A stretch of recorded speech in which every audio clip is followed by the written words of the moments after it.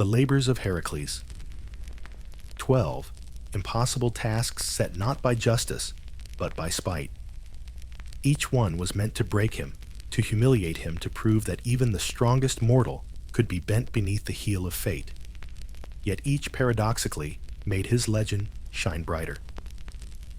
Tonight, dear listener, we drift gently through those labors, not as a list to be memorized, but as a procession of dreamlike images, as if carved one by one into the night sky. The first trial was the Nemean lion. This was no ordinary beast, but a monstrous creature whose golden hide could not be pierced by blade or arrow. Hērōs tracked it into the hills where shepherds whispered of vanished flocks. He strung his bow, but arrows bounced off the lion's hide like pebbles against marble. Steel was useless, so he did what only Hērōs could do. He wrestled the beast with his bare hands. Imagine the struggle, the roar shaking the valley, the dust rising, the hero's arms locked around the monstrous neck until breath gave way to silence. Hērōs flayed the lion with its own claws, a gruesome but clever act, and from then on, he wore the impenetrable hide as armor, the lion's gaping maw serving as his hood. On vase paintings, he is often shown, thus cloaked in death, crowned in victory. The second labor took him to the swamps of Lerna, where the Hydra lurked.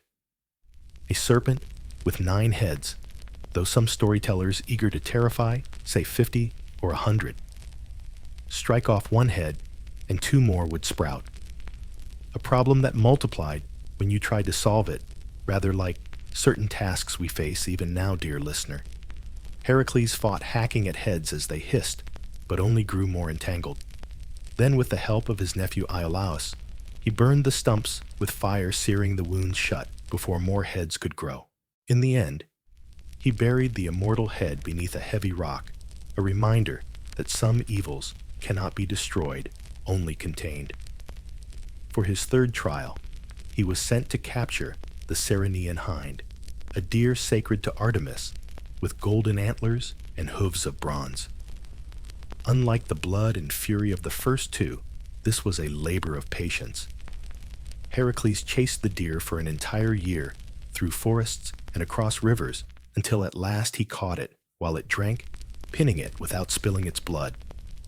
Even in myths of violence, the Greeks cherished moments of restraint. Then came the Erymanthian boar, a beast so wild it turned snow-capped mountains into a battlefield. Hērōs drove it into a deep drift of snow and bound it alive, dragging it down to Eurystheus, who in comedic fashion is said to have hidden in a jar when he saw it. In this, dear listener, you may glimpse something of Greek humor. Even kings who give impossible commands may cower at the sight of success. The fifth labor seemed at first humble: clean the Augean stables in a single day. These stables held thousands of cattle uncleaned for years, rivers of filth gathered in their halls. It was a trial of ingenuity rather than force. Hērōs diverted 2 mighty rivers, letting their torrents wash the stables clean. One imagines the astonishment of those who thought heroism meant only swinging a club. Sometimes, to change the world, you need only reroute its currents. The sixth labor carried him to the Stymphalian birds, bronze-beaked creatures with feathers like arrows. They clustered in swamps, terrorizing villagers. Athena, ever fond of clever heroes, gave Hērōs a rattle of bronze to startle the flock. As they burst skyward, he loosed arrows, thinning their numbers until the air was clear again. The tale lingers, like a reminder. Even beauty flocks of birds wheeling across the sky can turn monstrous, and courage sometimes means disrupting the silence to drive danger away. Then came the Cretan bull, a beast sent by Poseidon white and gleaming flames in its breath. Hērōs seized it by the horns and wrestled it into submission, releasing it near Marathon, where it later caused its own havoc. In myths, victories often sowed new chaos like seeds scattered on stony ground. The 8th task captured the mares of Diomedes' horses that fed on human flesh. Some versions say Hērōs tamed them by feeding their master, the cruel King Diomedes, to them. violence devouring violence. Once subdued, the mares were brought back, their hunger stilled, as if even brutality could be calmed under strong hands. The ninth was a quest for the girdle of Hippolyta, queen of the Amazons. At first the queen offered, the belt willingly moved by Heracles' presence. But Hera, never weary of sabotage, spread rumors that Heracles planned to abduct Hippolyta. The Amazons attacked, and battle flared. In the end, Heracles claimed the girdle, but what might have been an act of friendship turned into bloodshed. Here again, the Greeks wove tragedy into triumph. The gods could twist even goodwill into war. The 10th labor carried him far to the west to steal the cattle of Geryon, a three-bodied giant. Heracles slew the giant and his two-headed hound, then drove the red cattle back across the world. Along the way, he raised pillars at the edge of the sea, what later ages would call the Pillars of Heracles, near the Strait of Gibraltar. Even geography bore his name. The 11th labor, to seize the golden apples of the Hesperides, guarded by a dragon and tended by nymphs. Some say he persuaded Atlas, who held up the sky to fetch them, while Heracles bore the heavens upon his shoulders. Imagine that image, dear dreamer, a man, however mighty, straining beneath the weight of the cosmos, muscles trembling as stars drift above his brow. When Atlas returned with the apples, Heracles tricked him into taking the burden back. Wits and strength together made the deed possible. The final labor was the most chilling: descend into the underworld and bring forth Cerberus, the three-headed hound of Hades. Armed not with weapons, but with resolve, Heracles approached Hades, who allowed the attempt so long as the beast was not harmed. Heracles wrestled Cerberus with his bare hands, dragging the snapping, slavering creature into the light of day, before returning it unharmed. A hero who had begun by strangling serpents in a cradle now stood face to face with the guardian of death itself, and did not flinch. Thus were the 12 labors completed. Eurystheus, who had hoped to see Heracles destroyed, was instead left trembling, forever humiliated by the success of the cousin he despised. But Heracles did not emerge unscathed. Each trial etched a scar deeper than flesh, carving loneliness and weariness into his heart. The Greeks, in their wisdom, did not make their heroes perfect. They made them breakable. Heracles, for all his triumphs, would go on to know betrayal, loss, and a tragic end. For though the 12 labors stand as the crown of his legend, they were not the end of his story. Heroes in Greek myth rarely rest. Their victories echo, but their burdens follow close behind. After the labors, Heracles wandered the Greek world, still a man sought by kings and feared by enemies. He joined the Argonauts for a time, lending his strength to Jason's quest for the Golden Fleece. He fought in wars, both just and petty, never truly finding peace. Wherever he went, Hera's shadow pursued him. He wed again, this time to Deianira, whose name would be bound forever with his fate. Their life together seemed for a brief span gentler than the storms of his past. But myths are rarely gentle for long. On their travels, Heracles saved Deianira from a centaur named Nessus. As the centaur lay dying, he whispered deceit, that his blood, if kept, could serve as a charm to ensure Heracles' love would never stray. Deianira, innocent and desperate, collected it. Years later, when she feared Heracles' heart might wander, she smeared the charm upon a cloak and gave it to him. When he put it on, the poison of the centaur's blood burned into his flesh, searing him with agony no weapon could match. Heracles tried to tear the cloak away, but it clung fused to his skin. In the end, knowing no cure, Heracles built his own funeral pyre upon Mount Oeta. He lay down upon the wood, asking his friend Philoctetes to set the fire. As the flames rose, mortals wept, but Olympus stirred. For Zeus decreed that his son, after such torment, would be granted immortality. His mortal half burned away in the fire, but his divine essence ascended. On Olympus, he was reconciled even with Hera, who at last accepted him as a god. And so Heracles became not only a hero, but a deity, honored in temples, prayed to by athletes, remembered as a symbol of endurance against impossible trials. His story, dear dreamer, is one of paradox, a man who was both the strongest and yet fragile, both condemned and exalted, both sinner and savior. As the Greeks themselves knew well, heroes are not perfect. They stumble, they rage, they suffer. But perhaps it is that very imperfection that makes them shine across the centuries. Heracles did not escape fate, but he met it with the strength of a lion, the patience of rivers, and the sorrow of a man who bore too much. For now, dear listener, picture him resting lion skin draped across his shoulders, the night wind cooling his brow. Around him, the stars glimmer, as if they too honor the man who endured what no man should. So let us fold his story gently here, like a cloak laid over weary shoulders. Ahead, other heroes wait to step from the shadows. Perseus, with his sword of bronze, Theseus, with his fateful thread. But in the embers of Heracles' pyre, we see a truth as soft as starlight, that even the greatest strength cannot banish suffering. Yet from suffering may rise a legacy so enduring it touches the heavens themselves. From the ashes of Heracles' pyre, let us turn our gaze to another hero, one whose story begins not in triumph, but in peril. Perseus, the slayer of Medusa, the rescuer of Andromeda, the child cast adrift upon the sea. His tale, dear listener, reminds us that sometimes destiny cradles the weakest, the most vulnerable, and carries them into greatness. The story begins with a prophecy, as Greek stories so often do. Acrisius, king of Argos, longed for a son, but was granted only a daughter, Danae. An oracle foretold that Danae's child would one day kill him.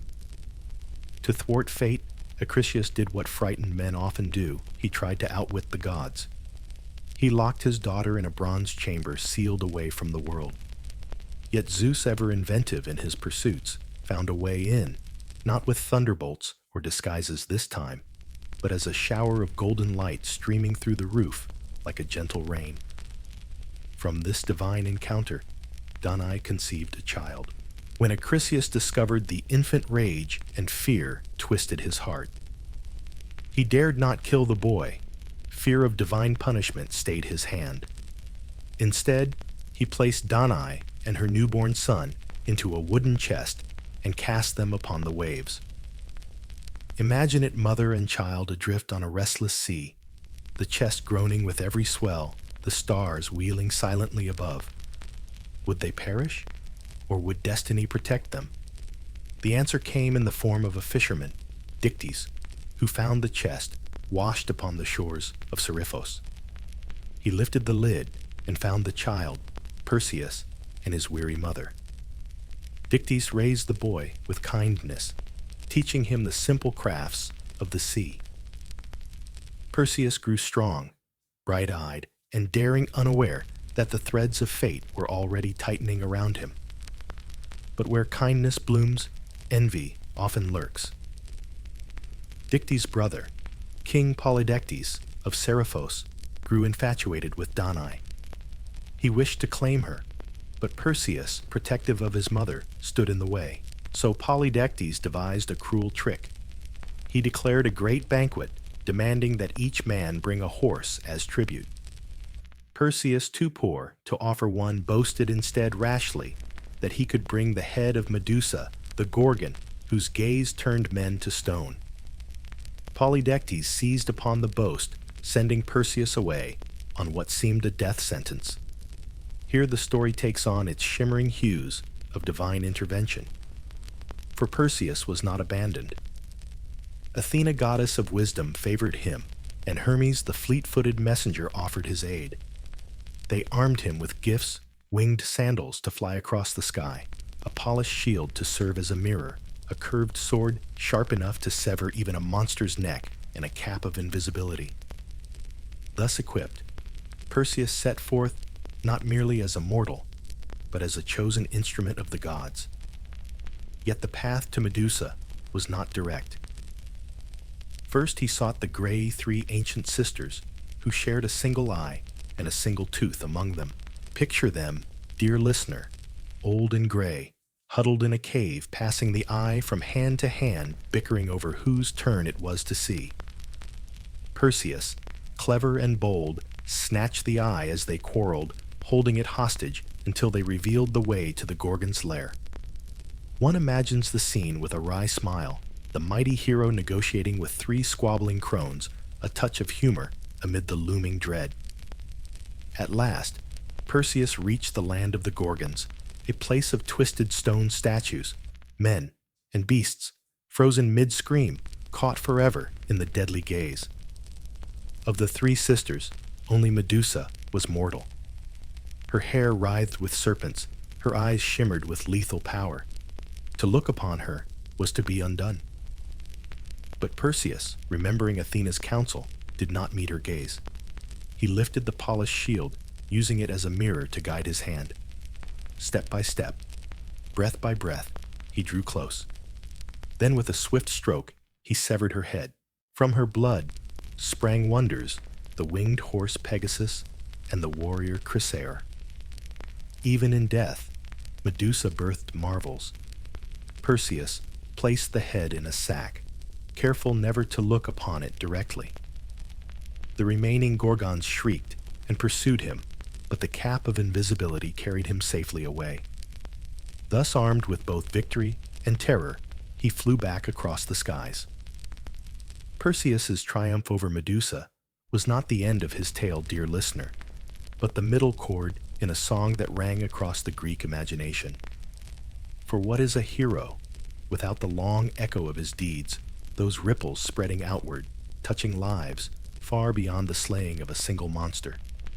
Tonight we linger with Perseus in the soft afterglow of his victory, watching how his choices carried him through trials of love, loyalty, and fate. When Perseus carried Medusa's head home, he bore not merely a weapon, but a paradox beauty, twisted into terror, mortality frozen into permanence. The head remained potent even in death, and he used it sparingly, aware that each unveiling carved silence where life had been. Ancient storytellers delighted in this detail, that a single glance could harden warriors into statues, that the Gorgon's power lingered, even severed from her body.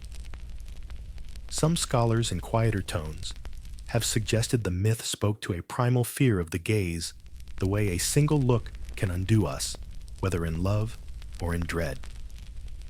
But Perseus was more than a slayer. His tale is laced with gentler threads, most notably the rescue of Andromeda. Along the coast of Ethiopia, he came upon a scene as dramatic as any painted upon temple walls. The princess Andromeda, chained to a rock, offered as sacrifice to a sea monster that rose snarling from the waves. Her parents Cepheus and Cassiopeia watched in helpless despair. Cassiopeia's vanity, claiming her beauty surpassed the sea nymphs, had brought this doom upon her daughter. Perseus' heart, stirred by both pity and desire, descended. He drew forth Medusa's head and held it high. The monster froze mid-lunge, turning to stone before it could devour the princess. With the sea spray still upon his face, Perseus shattered the chains and lifted Andromeda into freedom. Once freed, she did not fade from the story, as some heroines do. She traveled with Perseus, became his queen, and together they bore children whose descendants would shape dynasties. In some versions, even Hercules himself, generations later, traced his bloodline back to Perseus. Thus the myths wove their tapestry threads, crossing and recrossing heroes born of heroes, each carrying the shadows of those before. The marriage of Perseus and Andromeda was not without its drama, for Andromeda had been promised to another before Perseus arrived, a suitor named Phineus. At the wedding feast, Phineus stormed in, claiming his bride. A battle erupted in the very hall of celebration. Once again, Perseus drew upon the head of Medusa, and in an instant, stone statues stood where angry men had been. Imagine it, garlands, hanging limp spilled wine soaking the floor. And amidst it all, silent figures caught forever mid-gesture, their fury turned to stillness. One can almost hear the eerie hush that followed, as if even the lyres refused to play. Yet Perseus was not consumed by vengeance. After these storms, he sought stability. He founded the city of Mycenae, which would later play a role in the cycle of Trojan war myths. His children with Andromeda spread across Greece and beyond, carrying the name of Perseus into distant lands. In this way, the hero who began as a boy, cast adrift in a chest, became a patriarch. His story, not only one of monsters slain, but of kingdoms born. Still, the shadow of Acrisius, his grandfather, loomed. The oracle's prophecy that Perseus would be the death of his mother's father could not be outrun. In one telling, Perseus sought reconciliation, but fate is less forgiving than men. During athletic games in Larissa, Perseus threw a discus. The throw, strong and sure, veered off its course and struck an old man among the spectators. It was Acrisius. Thus by accident, prophecy was fulfilled. The Greeks told this part with a kind of solemn shrug. To them, fate was not something one could dodge with walls of bronze or banishment to distant islands. It was a current beneath the surface, carrying even the strongest swimmers toward its mouth. And so Perseus's tale reminds us, no matter how glorious the victories, the web of destiny still binds. After Acrisius's death, Perseus ruled wisely. Yet his reign, like that of all mortals, eventually gave way to time's steady erosion. The gods, however, honored him. Upon his death, Athena set him among the stars, forming the constellation Perseus. To this day, if you gaze upward on a clear night, you may find him there, sword raised, forever poised, a hero carved into the heavens. Near him shines Andromeda, to a constellation bound in eternal companionship. Even the sea monster Cetus has its place among the stars. Thus, their story once sung by poets now glimmers silently in the night sky. It is soothing, is it not, gentle dreamer, to think of these figures above us, not merely as tales bound in parchment, but as lights guiding sailors, shepherds, and sleepy wanderers alike. For the Greek stars were not just celestial fire. They were memory reminder myth. To look upward was to read a sky full of stories. And so, we take leave of Perseus, not with the clash of swords or the hiss of serpents, but with the soft glimmer of constellations. A boy who survived the sea, a youth who braved the Gorgon, a man who built kingdoms and families, a hero, immortalized not only in song, but in starlight. Close your eyes now, and imagine that same sky stretched above you, the steady wheel of stars, the hush of night air. Like Perseus, you too drift upon the currents of destiny, uncertain where they lead, yet guided always by a glimmer overhead. Let that thought cradle you, as Perseus's chest once cradled him upon the waves, and may sleep come gently, like a tide returning to shore. Now, dear listener, we turn our lantern toward the winding streets of Athens, toward a hero whose tale is as much about city and law as it is about sword and sinew. This is Theseus, Prince of Athens, slayer of the Minotaur, a man whose story balances on the thin line between legend and civic pride. For if Heracles symbolized raw strength, and Perseus the cunning favor of gods, then Theseus became the embodiment of Athens itself, clever, courageous, yet also flawed, much like the city that adored him. Theseus was born of tangled origins. His mother Aethra was a princess of Trozen. His father, depending on which storyteller you ask, might have been King Aegeus of Athens or the sea god Poseidon. Some myths suggest Aethra lay with both on the same night, leaving Theseus a child straddling mortal and divine, uncertain of which blood ran stronger in his veins. The Greeks were never shy of ambiguity. To them, it only deepened the mystery of destiny. Before leaving Trozen, Aegeus buried a sword and a pair of sandals beneath a heavy rock, declaring that when his son was strong enough to lift it, he should claim them and journey to Athens. This was no ordinary test. It was a ritual of recognition, a sign that a boy had grown into a man. And so, when Theseus reached the bloom of youth, he heaved aside the rock, with steady arms, retrieved the tokens, and set forth on the long road to his father's city. The journey itself became his first proving ground. Unlike other travelers, Theseus chose not to sail safely across the sea, but to walk the perilous land route where bandits and monsters lurked. Along the way, he met and defeated 6 notorious villains, each a distortion of human cruelty. There was Periphetes, the club-bearer, who struck down strangers with a bronze cudgel.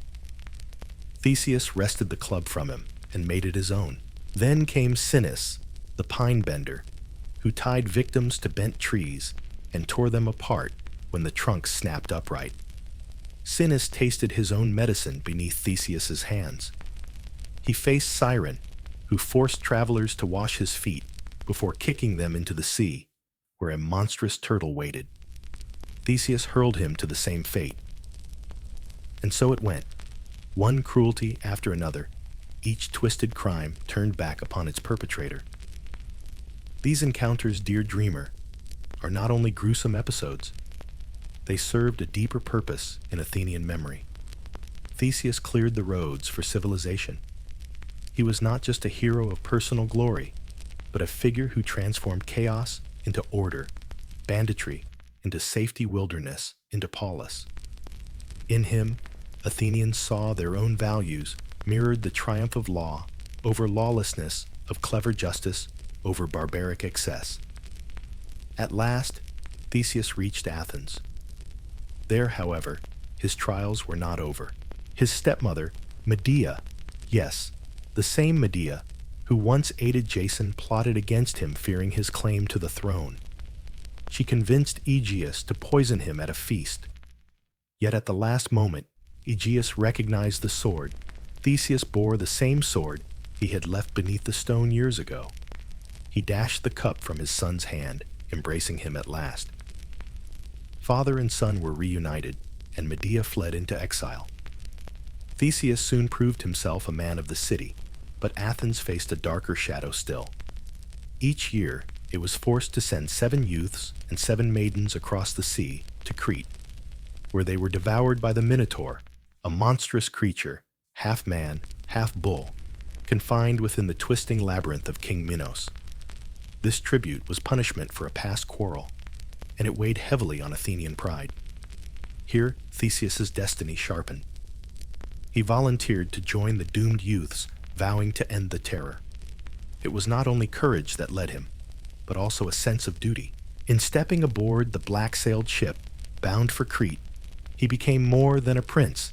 He became a champion of his people. Pause with him there, gentle listener. Imagine the sea salt upon his skin, the oars dipping rhythmically into the waves, the dark prow cutting toward a fate none had yet survived.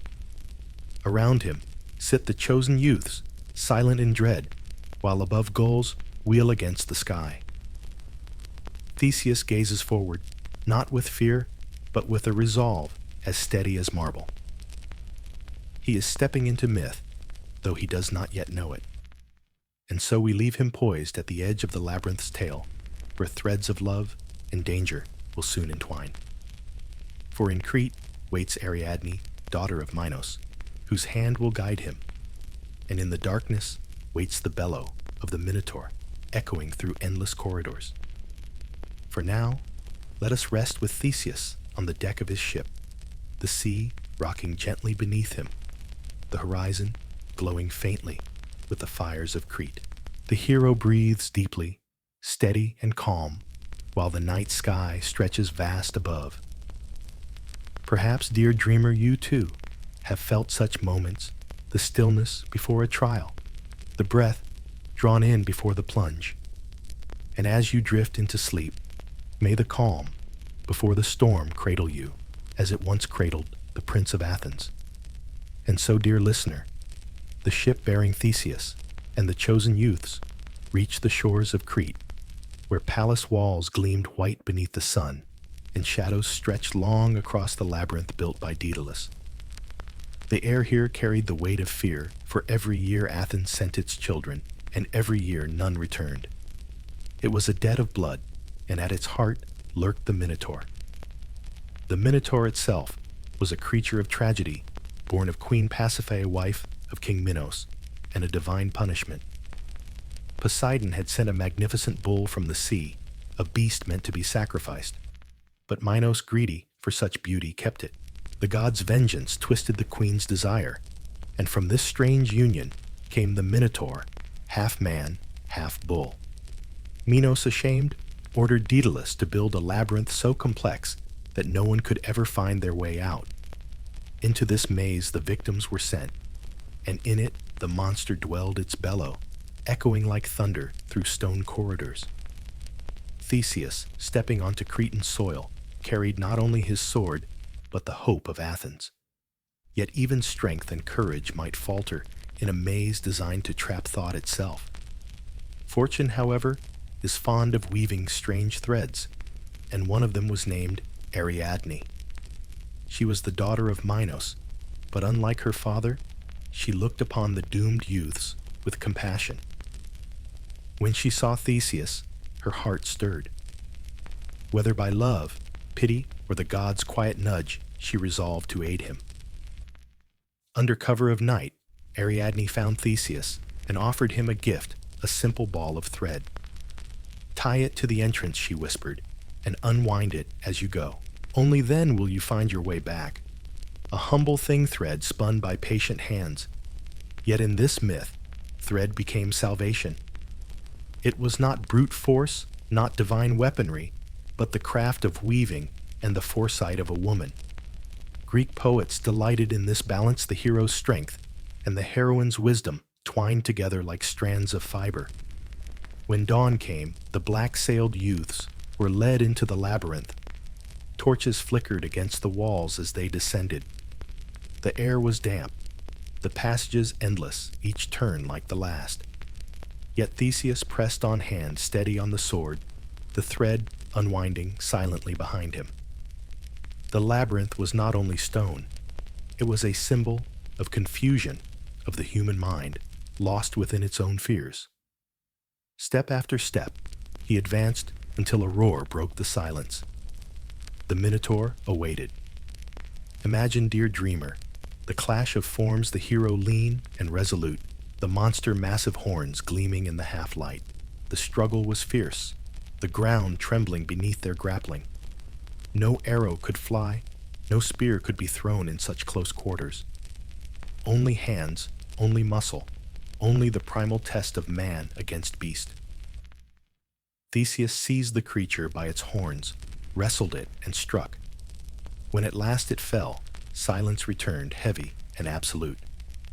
Yet the true miracle was not the kill, it was the return. Guided by the thread, Theseus retraced his steps, leading the surviving youths back into the dawn.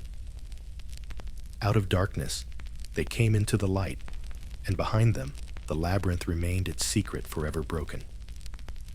Ariadne, waiting by the shore, fled with him. Together, they left Crete bound for Athens, hearts joined by daring and shared escape. But myths, like dreams, do not linger long in happiness. Along the journey, Theseus abandoned Ariadne on the island of Naxos. Why, the storytellers debate. Some say Dionysus claimed her for his bride.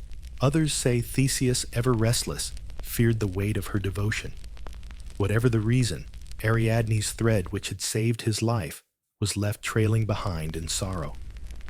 The Greeks, dear listener, knew well that heroes were not always kind, and love in their stories was often tangled in cruelty. At last, Theseus sailed home. Yet even here, fate set its snare. Before leaving Athens, he had promised his father Aegeus that if he triumphed, he would change the black sails of mourning to white signaling victory. In the joy and tumult of his return, he forgot. As the ship approached, the black sails still flew, and Aegeus, watching from the cliffs, believed his son dead.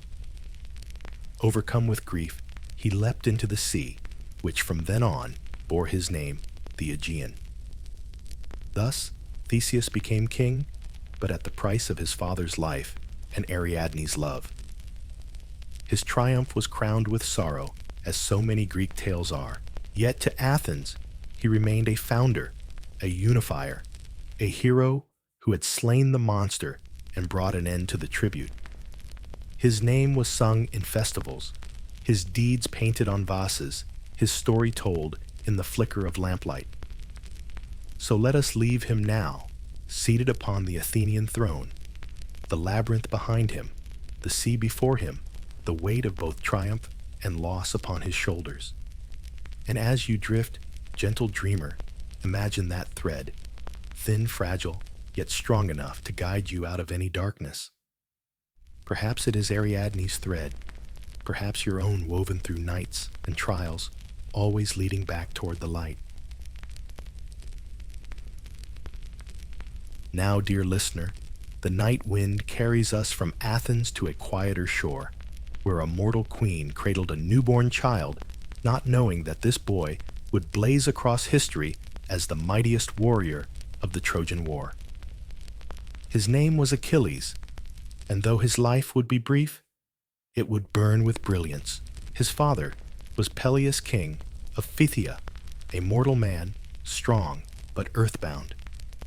His mother was Thetis, a sea nymph, one of the daughters of Nereus, whose beauty could stir the tide itself.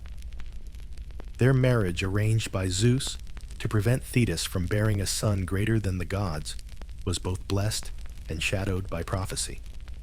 For it was foretold that Thetis' child would shine brighter than all men, yet his life would be brief, his glory burning like a torch that consumes itself. When Achilles was born, Thetis' love was fierce, protective, desperate. She longed to cheat fate to make her son invincible. Some say she anointed him with ambrosia and placed him in the fire to burn away his mortal weakness. Others, and most enduringly, tell how she carried him to the black waters of the Styx, the river that divided the world of the living from the realm of the dead. There she dipped him, holding him by the heel. Wherever the waters touched his skin became impervious to steel or flame, but the heel by which she gripped him remained dry, his single point of mortality unnoticed in her haste. Thus was born the legend of the Achilles heel, a symbol of fatal flaw hidden within strength. As a boy, Achilles was sent to Mount Pelion, into the care of the wise centaur Chiron. It was Chiron who had tutored Heracles Jason and countless other heroes. There, the child learned not only to wield spear and sword, but also to heal with herbs, to play the lyre, to read the movements of the stars. He ran with deer, wrestled with lions, and studied the songs of the muses. To picture him, gentle dreamer, is to see a youth with hair like sunlit bronze feet, quick as the north wind eyes, already holding the fire of destiny. But Thetis knew the truth. No skill, no armor, no song could erase the prophecy that her son's fate was bound to Troy. The seers had said that if Achilles fought at Troy, his name would never be forgotten, though he would die young. If he stayed home, he would live long, but in obscurity.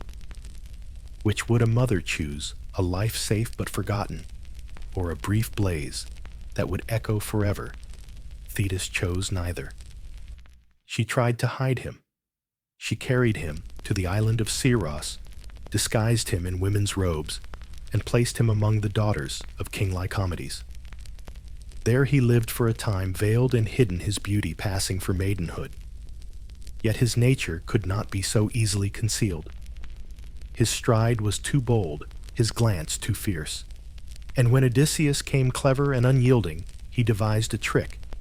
Among trinkets and silks, he laid out weapons, sword, shield, spear. When the disguised Achilles reached instinctively for the steel, his secret was revealed. No garment of linen, no mother's wish could keep him from war. Thus, destiny reclaimed him. He was not meant for shadows or disguises. He was meant for the clash of bronze upon bronze, for the shout of armies, for the roar of rivers dyed red. And so from river Styx to Pelion slopes, from the tender grasp of Thetis to the cunning of Odysseus, the boy was shaped into what he must be, the greatest warrior of his age, doomed and dazzling. When the sails of Greece filled, and the 1,000 ships set forth toward Troy, among them stood Achilles, no longer hidden in disguise, but gleaming in bronze, his face bright as dawn, his presence fierce as a storm. He led the Myrmidons, his warriors, from Phthia, men hardened by sea winds and mountain snows. To the Greeks, he was already a figure of destiny, the son of a goddess, invulnerable to blade or fire, swift as the wind. At first the war was but a distant thing, a siege that stretched on for years, a dance of raids and duels with gods, watching from the clouds like spectators at a theater. Yet through it all, Achilles shone. He struck down Trojans by the score, his spear flashing like lightning, his voice thundering above the din.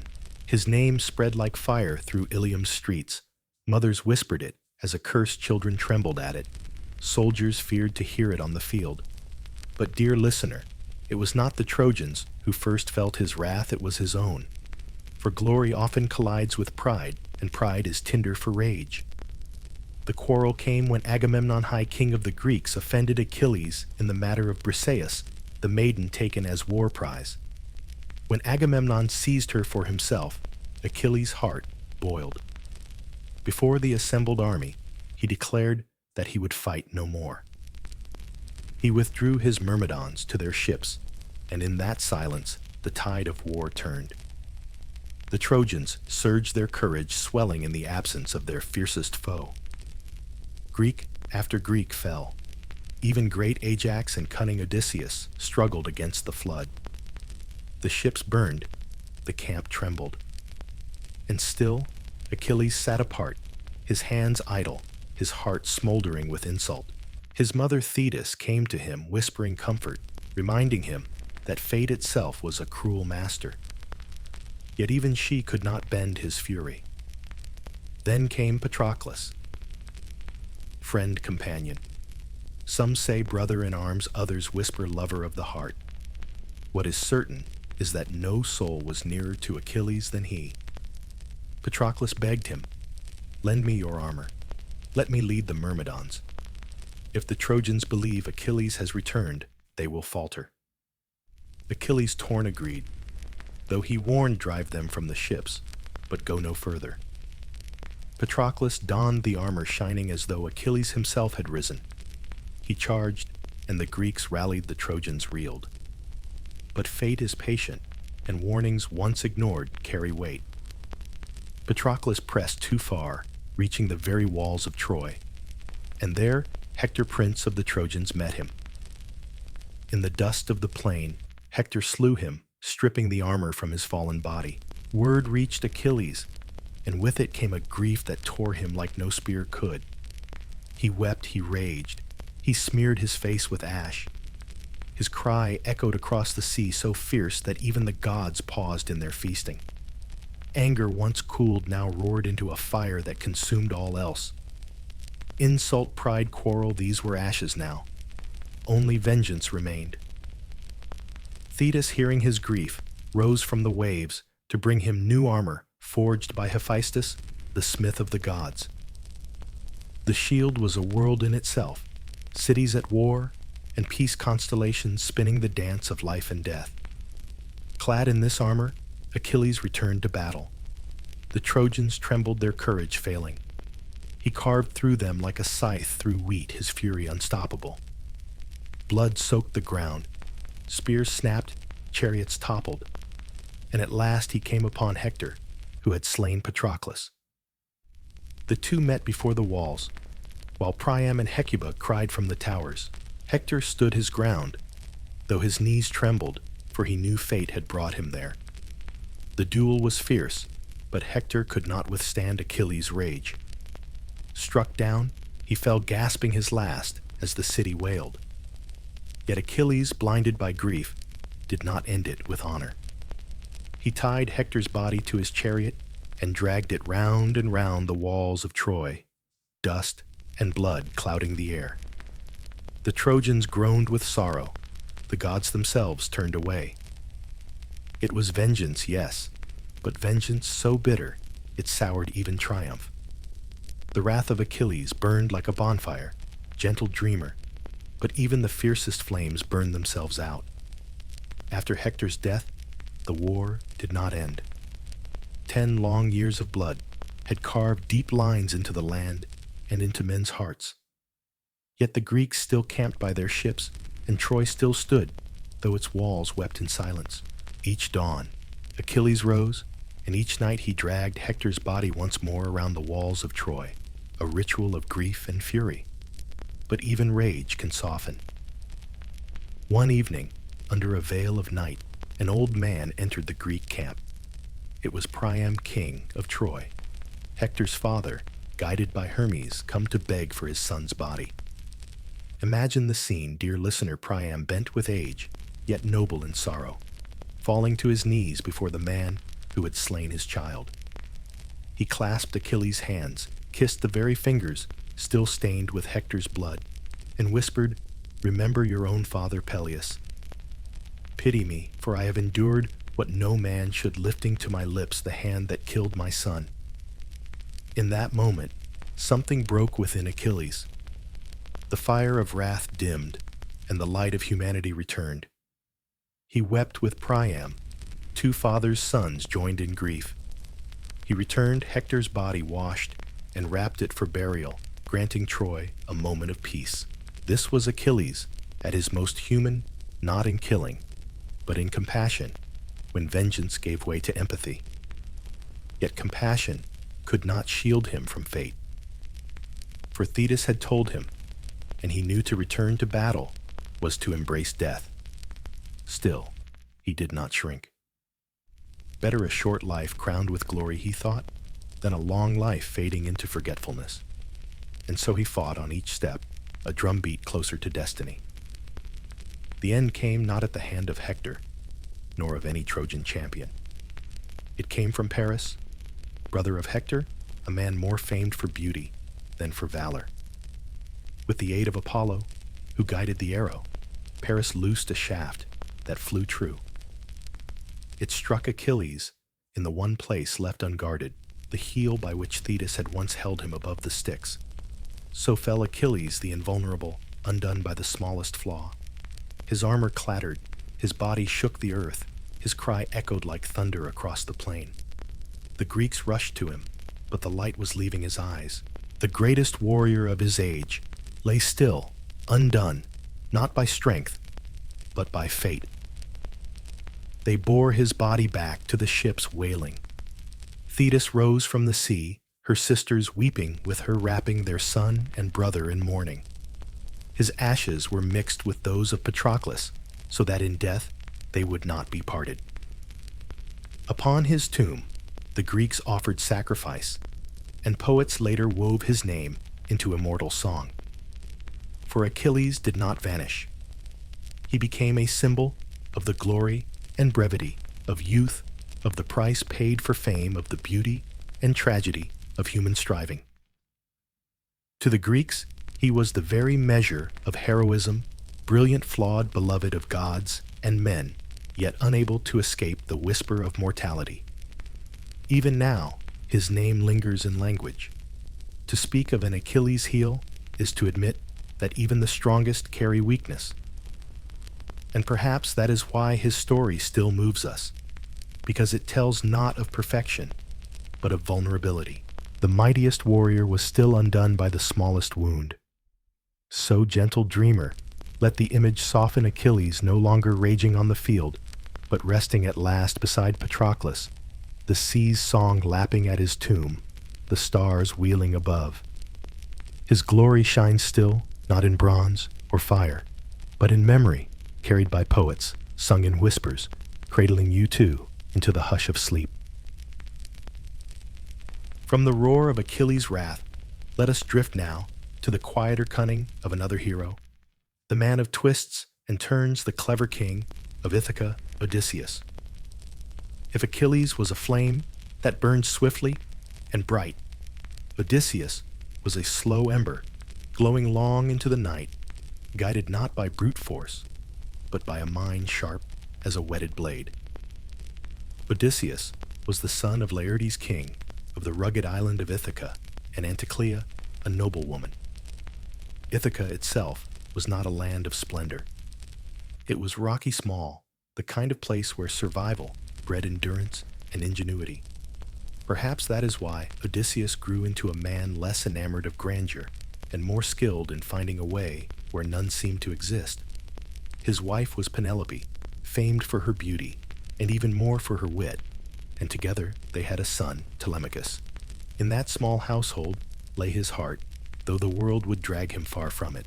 When Helen of Sparta was stolen by Paris, and the kings of Greece swore their oaths to defend her husband, Menelaus, Odysseus was among them. Yet unlike others, he did not leap eagerly into the quarrel. Some say he feigned madness, plowing the shore with salt instead of seed, until the clever Palamedes exposed him by placing baby Telemachus in his path. Odysseus swerved to avoid his child, and the ruse was undone. Duty bound him, as it bound so many reluctant men, to sail to Troy. At Troy, Odysseus was no less vital than Achilles or Agamemnon. While Achilles fought with unmatched fury, Odysseus counseled with unmatched cunning. He was the architect of the plan that brought about Troy's fall, the ruse of the wooden horse. Where swords and spears had failed for 10 years, imagination triumphed. A hollow horse, vast and imposing, was wheeled before Troy's gates as an offering. The Trojans, thinking the Greeks had fled, dragged it inside as a prize. Yet within hid Odysseus and chosen warriors. That night, they spilled out, opened the gates, and Troy burned. Thus ended the war, and thus began Odysseus's true trial, the long, wandering road home. Pause a moment, gentle dreamer, to feel the weight of that yearning. 10 years of battle already behind him, yet 10 more years awaited upon the sea. For the gods, amused or angered by mortal deeds, often made the return as perilous as the war itself. And Odysseus, crafty though he was, could not escape their designs.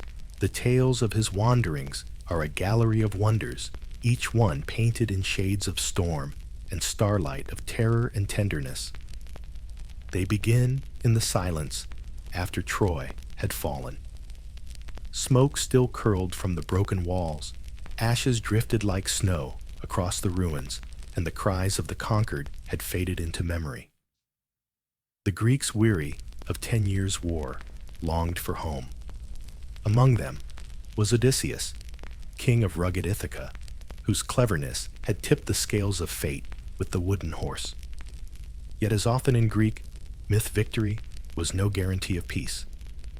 The gods themselves were divided by the war, some favoring Troy, others Greece. And Poseidon, lord of the sea, nursed a grudge against Odysseus for his cunning and his arrogance. Already the winds stirred, already the waves whispered his name, promising that the road home would not be gentle. Odysseus's ships pushed from Troy's battered shore sails, swelling with hope. His men gazed toward the horizon, imagining the hearths of Ithaca, the faces of wives and children. For a brief span, the sea was kind. Yet soon the wanderings began. Their first stop was the land of the lotus eaters. It seemed harmless at first, a shore where flowers bloomed in golden haze, where the air was sweet with a drowsy perfume. The natives offered fruit of the lotus soft and honeyed a taste that made men forget. Whoever ate it cared no longer for Ithaca or home, but only for lingering in dreamlike ease. Several of Odysseus's sailors succumbed, gazes, glassy smiles vacant.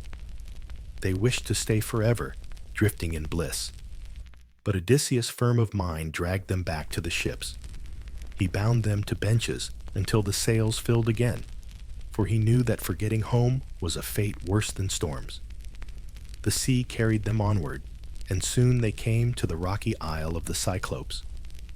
These were one-eyed giants, living without law, or counsel tending flocks in wild pastures. Odysseus, ever curious, wished to see what sort of hospitality they might offer a dangerous curiosity, as it turned out. With a band of men, he entered the cave of Polyphemus, a cyclops of monstrous size. Inside, cheeses lay piled, milk jugs brimmed, and sheep bleated. The Greeks helped themselves, awaiting the shepherd's return. When Polyphemus arrived, the cave's mouth darkened with his bulk.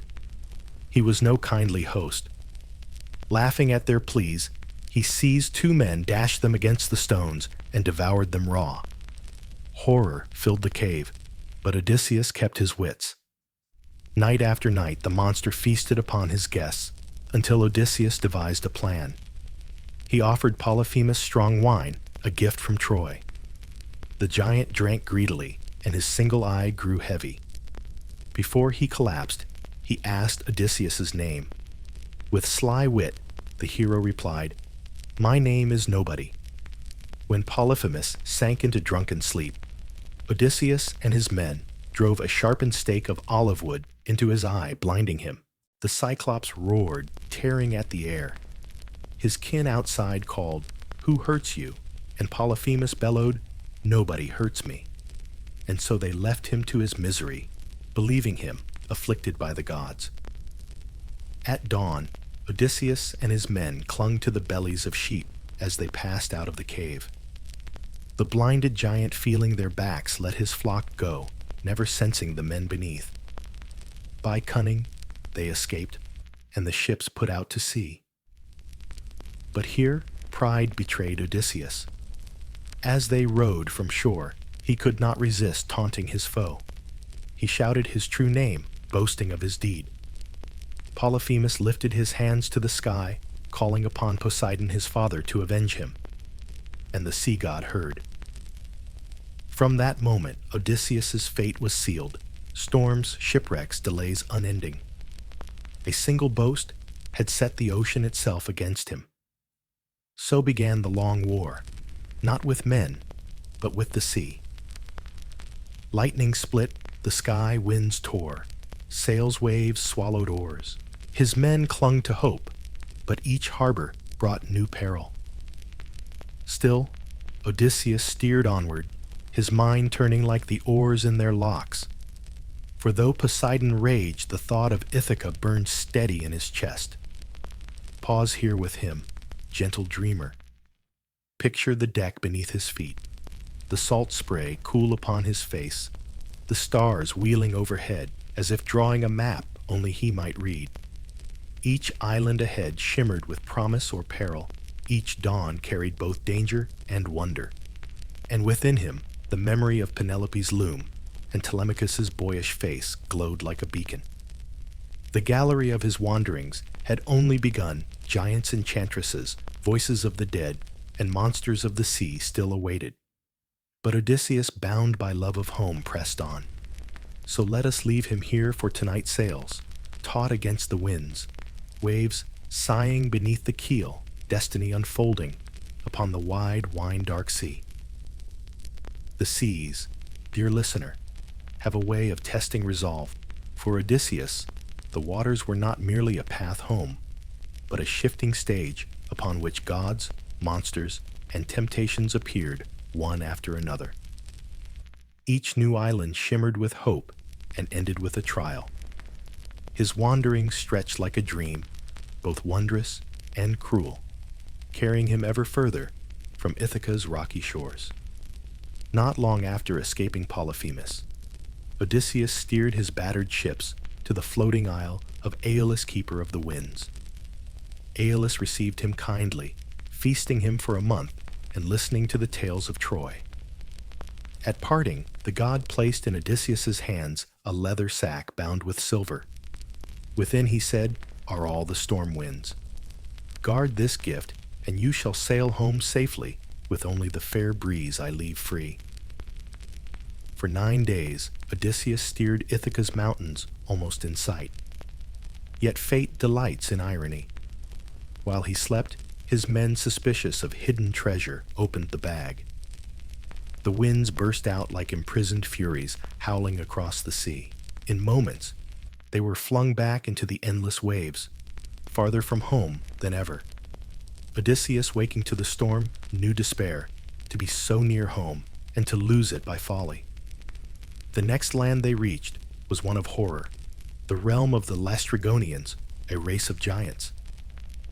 At first, the land seemed welcoming fields, green harbors wide.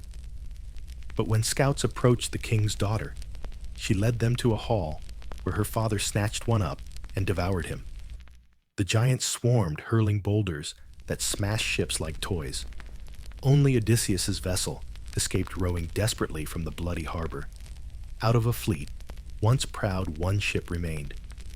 Imagine, gentle dreamer, the silence upon its deck as oars dipped into the sea where companions had vanished forever. From grief, they sailed to the isle of Circe Enchantress, with hair of night and voice like velvet. Her palace gleamed among the woods, guarded by tame lions and wolves, once men transformed by her sorcery. When Odysseus's companions entered her halls, she welcomed them with honeyed wine.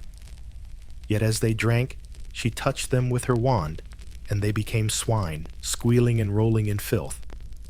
Only one escaped to warn Odysseus. Here Hermes appeared radiant as dawn, placing in Odysseus's hand the herb moly, white-flowered and black-rooted protection against enchantment. With it, Odysseus confronted Circe. When her spell failed, she trembled, and soon her menace softened to alliance. She restored his men, bathed them, and set a feast. For a year, they lingered in her halls, lulled by ease, forgetting the world beyond. Yet at last, Odysseus's heart stirred with memory of Ithaca. Circe, moved by love or pity, agreed to aid him. But first, she said, he must descend into the land of the dead to seek counsel from the prophet Tiresias. So Odysseus sailed to the edge of the world, to the silent shore, where night gathers without end. There, he dug a trench, poured libations of honey milk and wine, and called to the shades. Out of the gloom came whispers and cries, shadows thirsting for blood. First appeared Tiresias, blind yet all-seeing, who warned him, resist the cattle of Helios, hold fast to restraint, only then may you see your home again. Other shades followed. His mother Anticlea, whom he had not known was dead, drifted near, speaking of Ithaca's sorrow. From Achilles' shade he heard a bitter truth: I would rather be a servant alive than a king among the dead. Even in Hades, Odysseus felt the weight of mortality more keenly. When dawn returned, he left that haunted shore, his mind heavy with prophecy. Circe, true to her word, guided him onward, warning of further trials. The first were the sirens, whose voices lured sailors to death. Odysseus, curious yet cautious, ordered his men to stop their ears with wax, while he himself was bound to the mast, longing to hear the forbidden song. As their ship slipped past, the sirens sang promises of knowledge and glory. Odysseus strained against his ropes, begging release, but his crew rode on deaf to temptation. Only when the voices faded did they untie him, and he slumped, trembling but alive.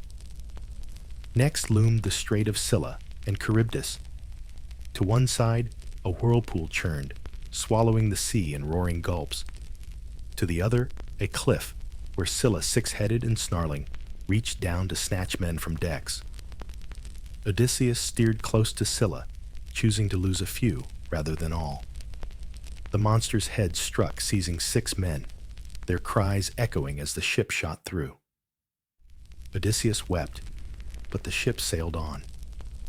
At last they reached the island of Thrinacia, where Helios the sun god kept his sacred cattle. Odysseus begged his men to resist recalling Tiresias's warning. Yet hunger gnawed, and while Odysseus slept, they slew the cattle roasting the divine flesh. When they set sail again, Zeus split the sky with thunder. Lightning shattered the mast waves, devoured the ship. All were lost, save Odysseus, who clung to a fragment of timber, tossed for days upon the endless sea. At last, weary and alone, he drifted to the isle of Calypso, the nymph of Ogygia. She found him half drowned upon her shore, and she loved him. In her cave of cedar and vine, she offered him comfort, and more than comfort, immortality, if he would stay. Imagine, dear dreamer, the temptation, an end to wandering, an escape from Poseidon's wrath, eternal youth beside a goddess. For 7 years Odysseus lingered torn between longing and love. Yet each day he walked the shore, eyes fixed on the horizon, heart aching for Ithaca. Immortality could not soothe the ache of home. And so though storms and losses had stripped him bare, Odysseus's spirit remained. He was weary, yes, but not broken. At last, dear listener, even the gods grew weary of Odysseus's exile. On Olympus, Athena pleaded for her favored mortal. Has he not suffered enough, she asked Zeus. For 10 years he fought at Troy, and for 10 more he has wandered. Let him see his home again. Zeus nodded, and so Hermes, wing-sandaled and radiant, descended to the isle of Calypso. The nymph listened in sorrow. She loved Odysseus, and for 7 years she had offered him not only comfort, but immortality itself. Yet the decree of Zeus could not be denied. With tears in her eyes, she told Odysseus he was free to go. She gave him tools and timber, and together they built a raft. When it was finished, she set him upon the waves, her heart heavy as she watched him vanish into the horizon. Imagine her there, gentle dreamer, standing on the shore, hand raised in farewell, to the man who chose a mortal life of longing over eternal life without love. But Poseidon had not forgotten. The sea god rose in fury when he saw Odysseus sailing free.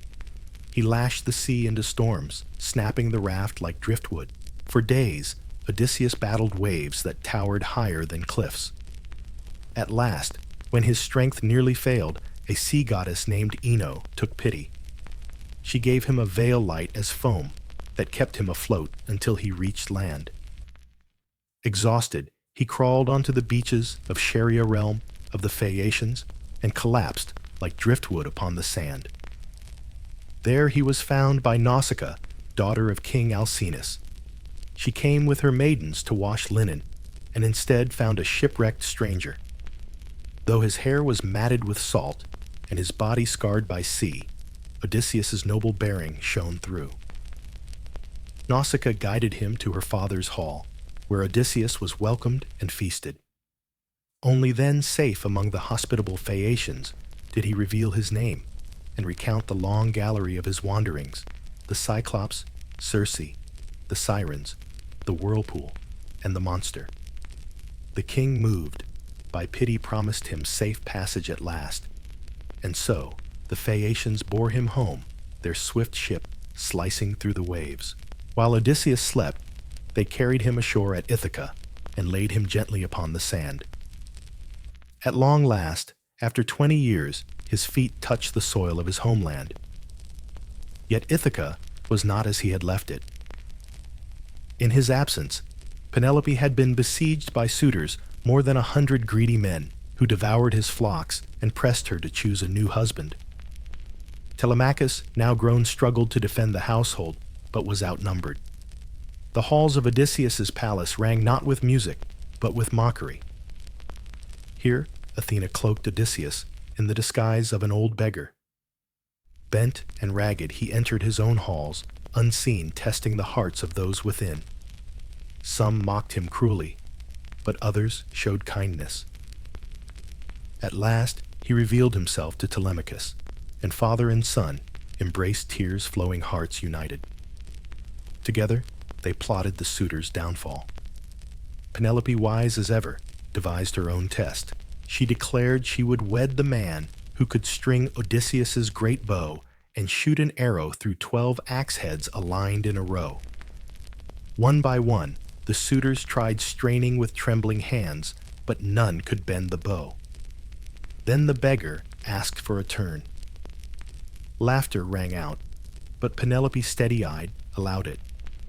With ease, Odysseus strung the bow, the string singing like a swallow's note. He loosed an arrow, and it whistled through all 12 axes. In that moment, he cast off the rags of disguise. The suitors' laughter died in their throats, replaced by terror. The hall became a battlefield. With Telemachus at his side, Odysseus rained arrows upon the men who had dishonored his house. Those who tried to flee found only the edge of his spear. The suitors fell one by one until the hall was silent, but for the crackle of torches. Vengeance was swift, yet justice demanded it. The long years of insult were repaid in a single night of reckoning. And then came the tenderest test of all Penelope's recognition. After 20 years, how could she be sure this was truly her husband, and not some trick of the gods? She spoke of their marriage bed built by Odysseus himself around the rooted trunk of an olive tree. "If you truly are my lord," she said, "describe our bed." Odysseus, startled, answered with the secret of its construction, a detail no stranger could know. At once Penelope's doubt dissolved, and she fell into his arms. Husband and wife, separated by war, and wandering, were at last reunited. Peace returned to Ithaca, though Odysseus's story did not end there. Later poets spoke of further trials of prophecies unfulfilled. But for us, dear dreamer, let the tale close here. A weary king seated beside his queen, the hearth glowing, the loom silent, at last the long road behind them. The Odyssey is more than a tale of monsters and storms. It is a meditation on longing, on patience, on the fragile thread of hope that binds us to home. Odysseus endured not by strength alone, but by wit, by resilience, by love that no storm could drown. So as the stars wheel quietly above you, think of Ithaca, a rocky island, small but precious, where smoke rises from a hearth and a faithful heart waits at the door. And let that image guide you into sleep, steady as a mast, soft as a wave's lull. The stars wheel on, gentle dreamer, and from the smoke of Troy and the long shadows of Odysseus's voyage, our lantern drifts now toward another figure, one whose life gleamed bright for a season like lightning across the night, and then faded into sorrow. His name was Jason, leader of the Argonauts, seeker of the Golden Fleece. Where Odysseus embodied cunning endurance, Jason embodied bold ambition, the kind that gathers companions and launches into seas unknown. Jason's tale begins, as so many Greek stories do, with a kingdom stolen and a prophecy. He was the son of Aeson, rightful king of Iolcus, a fertile land in Thessaly. But power, as so often in these tales, tempted kin to cruelty. Aeson's half-brother, Peleus, greedy and cunning, seized the throne. To secure it, he drove Aeson into chains and hunted all who might claim royal blood. Jason, still a child, was marked for death. Yet fate in its strange weaving spared him. Some say his mother smuggled him away under cover of night tears bright in torchlight. Others whisper it was the wise centaur Chiron who sheltered him, the same teacher who had once guided Achilles and Asclepius. In the quiet woods of Mount Pelion, Jason grew not in courts or palaces, but beneath the sky, learning the patience of the bow, the strength of the spear, and the wisdom of healing herbs. Imagine him there, gentle dreamer, a boy with wind-tossed hair, running beside deer in forest glades, listening to Chiron's deep voice echo off stone. While his cousins in Iolcus grew pampered, Jason's hands were rough, his muscles tempered by hardship. Yet within his heart burned a quiet fire, the knowledge that he was heir to a kingdom stolen, and that one day he would return. Years passed, and Jason grew tall, broad of shoulder, his stride steady as a lion's. When he came of age, he resolved to journey back to Iolcus. It was not merely ambition that stirred him. It was destiny whispering at the edge of his dreams. But as he descended from Pelion's slopes, fate set a test in his path. At a swollen river crossing, Jason encountered an old woman struggling to pass. She leaned on a stick, her frail body trembling. Without hesitation, Jason bent to help, lifting her upon his back as he waded through the rushing waters. The current tugged at his legs, the cold biting at his skin. Midway across, he lost one sandal to the river's pull, but he pressed on, setting the old woman safely on the far shore. What Jason did not know was that this old woman was none other than Hera, queen of the gods disguised. She had long despised Peleus, who had failed to honor her. Now she smiled upon Jason's kindness, marking him as her chosen champion. The loss of that sandal, too, was no mere accident. It was the fulfillment of a prophecy. For an oracle had warned Peleus, beware, the man who comes to you with but a single sandal. And so, Jason arrived in Iolcus, cloaked not in armor, but in destiny. He entered the city, wearing only one sandal, his eyes bright with resolve. When Peleus saw him, his heart sank, for he knew the prophecy had walked through his very gate. Yet he masked his fear with cunning. Greeting Jason, he pretended welcome, speaking smooth words of kinship. But in his heart, he devised a trap. Peleus asked the young man what he would do were he faced with an enemy too powerful to slay outright. Jason, unguarded, answered that he would send the foe on an impossible quest. Peleus' smile was thin as a blade. Then, dear nephew, he said, if you are to claim your right, prove yourself first. Go to Colchis, at the edge of the world, and bring back the golden fleece. Do this, and the throne shall be yours. The golden fleece, an object shimmering with divinity, hung in a sacred grove guarded by a sleepless dragon. To all, it seemed a death sentence, a challenge no man could fulfill. Yet Jason accepted, whether from youthful boldness or from the fire of destiny burning within him. Thus, the stage was set. The exiled child, once hidden in forests, stepped into manhood with the weight of a kingdom upon his shoulders. The gods watched the seas stirred, and in every tavern and temple whispers spread. A quest was about to begin, one that would summon heroes from every corner of Greece and set a single name, Jason, among the stars of legend. Pause with him here, gentle dreamer. He stands at the threshold, one sandal still damp from the river cloak, heavy with the scent of pine eyes fixed on horizons unseen. His childhood exile has ended. His true journey begins. And as you drift into sleep, may you feel, too, that quiet moment before destiny unfolds, when the air is hushed and the world seems to hold its breath. Jason's challenge was set to claim the golden fleece from the distant land of Colchis, a place at the edge of the known world where rivers roared and dragons never slept. No man could achieve it alone. And so Jason called for companions, heroes, from every corner of Greece, each with gifts that gleamed like facets of a jewel. The ship was named Argo, after its builder, Argus, a master craftsman. Yet even Argus's skill was guided by divine hands, for Athena herself shaped its prow, embedding in the wood a speaking beam of oak from sacred Dodona. It was said the ship could whisper warnings, its voice a murmur from the gods. Upon her decks gathered the greatest company of adventurers Greece would ever know, the Argonauts. Among them was mighty Heracles, whose muscles bent wood like reeds. There was Orpheus, whose lyre could soften even stone and charm the hearts of beasts.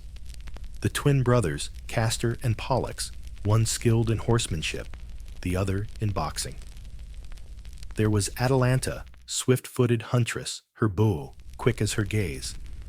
Each brought their strength, their song, their courage. Imagine, dear listener, the scene at Iolcus' shore, a crowd of shining heroes' oars poised the ship's prow, cutting the dawn.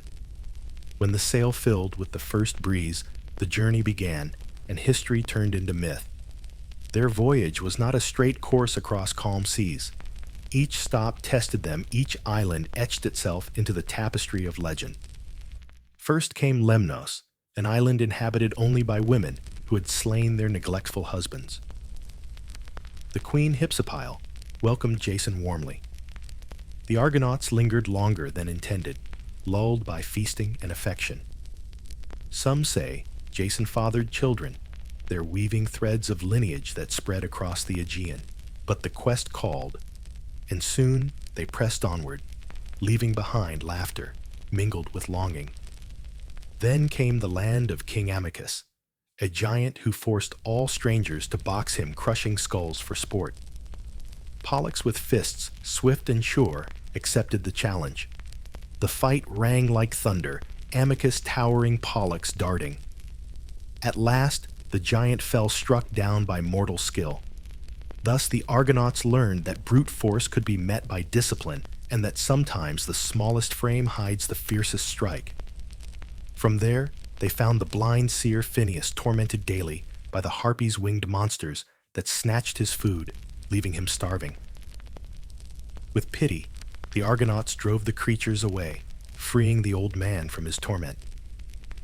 Grateful Phineus gave them knowledge, the secret of the Symplegades, the clashing rocks. These twin cliffs guarded the narrow Bosphorus, crashing together with the force of mountains, crushing anything that dared pass. Ships were splintered, men dashed to spray. Phineus advised them release a dove first. If it passes, row swiftly after, before the rocks close again. The Argonauts obeyed. A dove fluttered through, losing only the tips of its tail feathers. At once, they rowed with all their might, the oars biting deep into foaming water.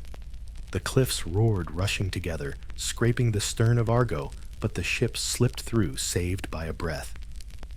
From that day forward, the Symplegades stood still, forever parted, tamed by human daring.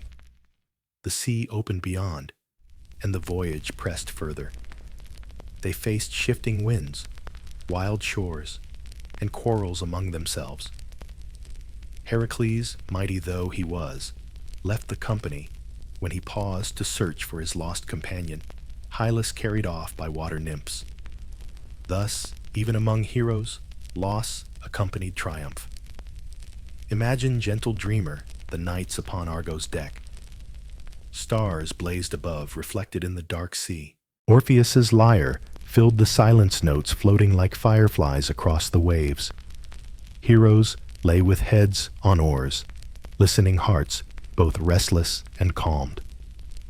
They were not yet at Colchis, but already they had crossed into story, each trial shaping them, each island, testing not only their strength, but their unity. At last, the prow of Argo pointed east toward the mouth of the river Phasis, where Colchis lay. There, the golden fleece shimmered in a sacred grove guarded by a serpent that never slept, its coils wrapped tighter than time. There King Aeetes waited, cruel-eyed, his heart set against strangers. And there, too, destiny prepared its cruelest gift, Medea, daughter of Aeetes, priestess of Hecate, sorceress of terrible power and of terrible love. But that, dear listener, belongs to the next chapter. For now, let us leave Jason and his Argonauts at the threshold of Colchis, the wind warm upon their faces, the fleece glimmering faintly in their dreams. They have crossed seas, outwitted monsters, tamed cliffs, and held fast through temptation. Ahead lies glory, but also sorrow. So rest here with them tonight, on Argo's steady deck, the mast creaking softly, the sea rocking like a cradle. For every hero's journey has its pauses, and every listener needs a moment to drift into gentle sleep before the next storm rises. When dawn rose over the eastern sea, the Argo glided into the misted harbors of Colchis land, of rivers and dark forests. where the fleece of a golden ram hung in a sacred grove.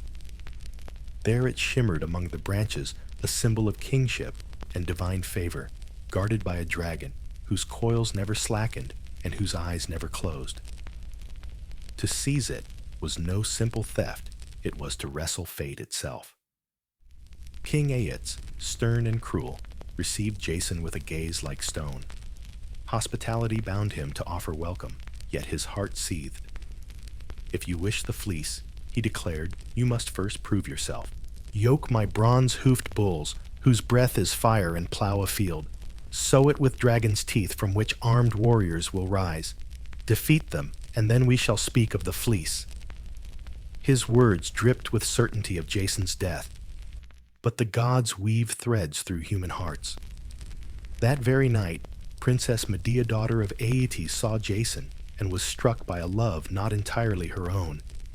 Hera and Aphrodite had whispered to her spirit, bending it toward the stranger. Yet Medea was not a maiden of soft sighs. She was a priestess of Hecate, schooled in potions and spells. Torn between loyalty to her father and the fire within, she chose Jason, sealing her fate. She met him in secret moonlight, glinting on her dark hair. Take this ointment, she whispered, pressing a vial into his hand. Anoint yourself and your shield, and the bull's fire will not harm you. And when the earth-born warriors rise, cast a stone among them. They will turn their spears upon one another. Her voice trembled for love, and fear danced together. Jason, taking her hand, promised her not only gratitude, but a place by his side.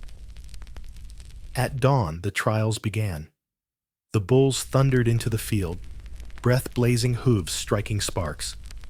Jason strode forward, gleaming in the ointment's sheen. Flames licked him, but did not burn. With iron grip, he yoked the beast, driving the plow through black earth furrows, smoking in his wake. Into the soil, he cast the dragon's teeth, and from the ground sprouted armed men, bronze glittering on their sudden forms. They closed upon him, shields raised. But Jason, recalling Medea's counsel, hurled a stone among them. Confused, each thought his brother struck the blow. They turned on one another, clashing until the field was sown, not with crops, but with corpses.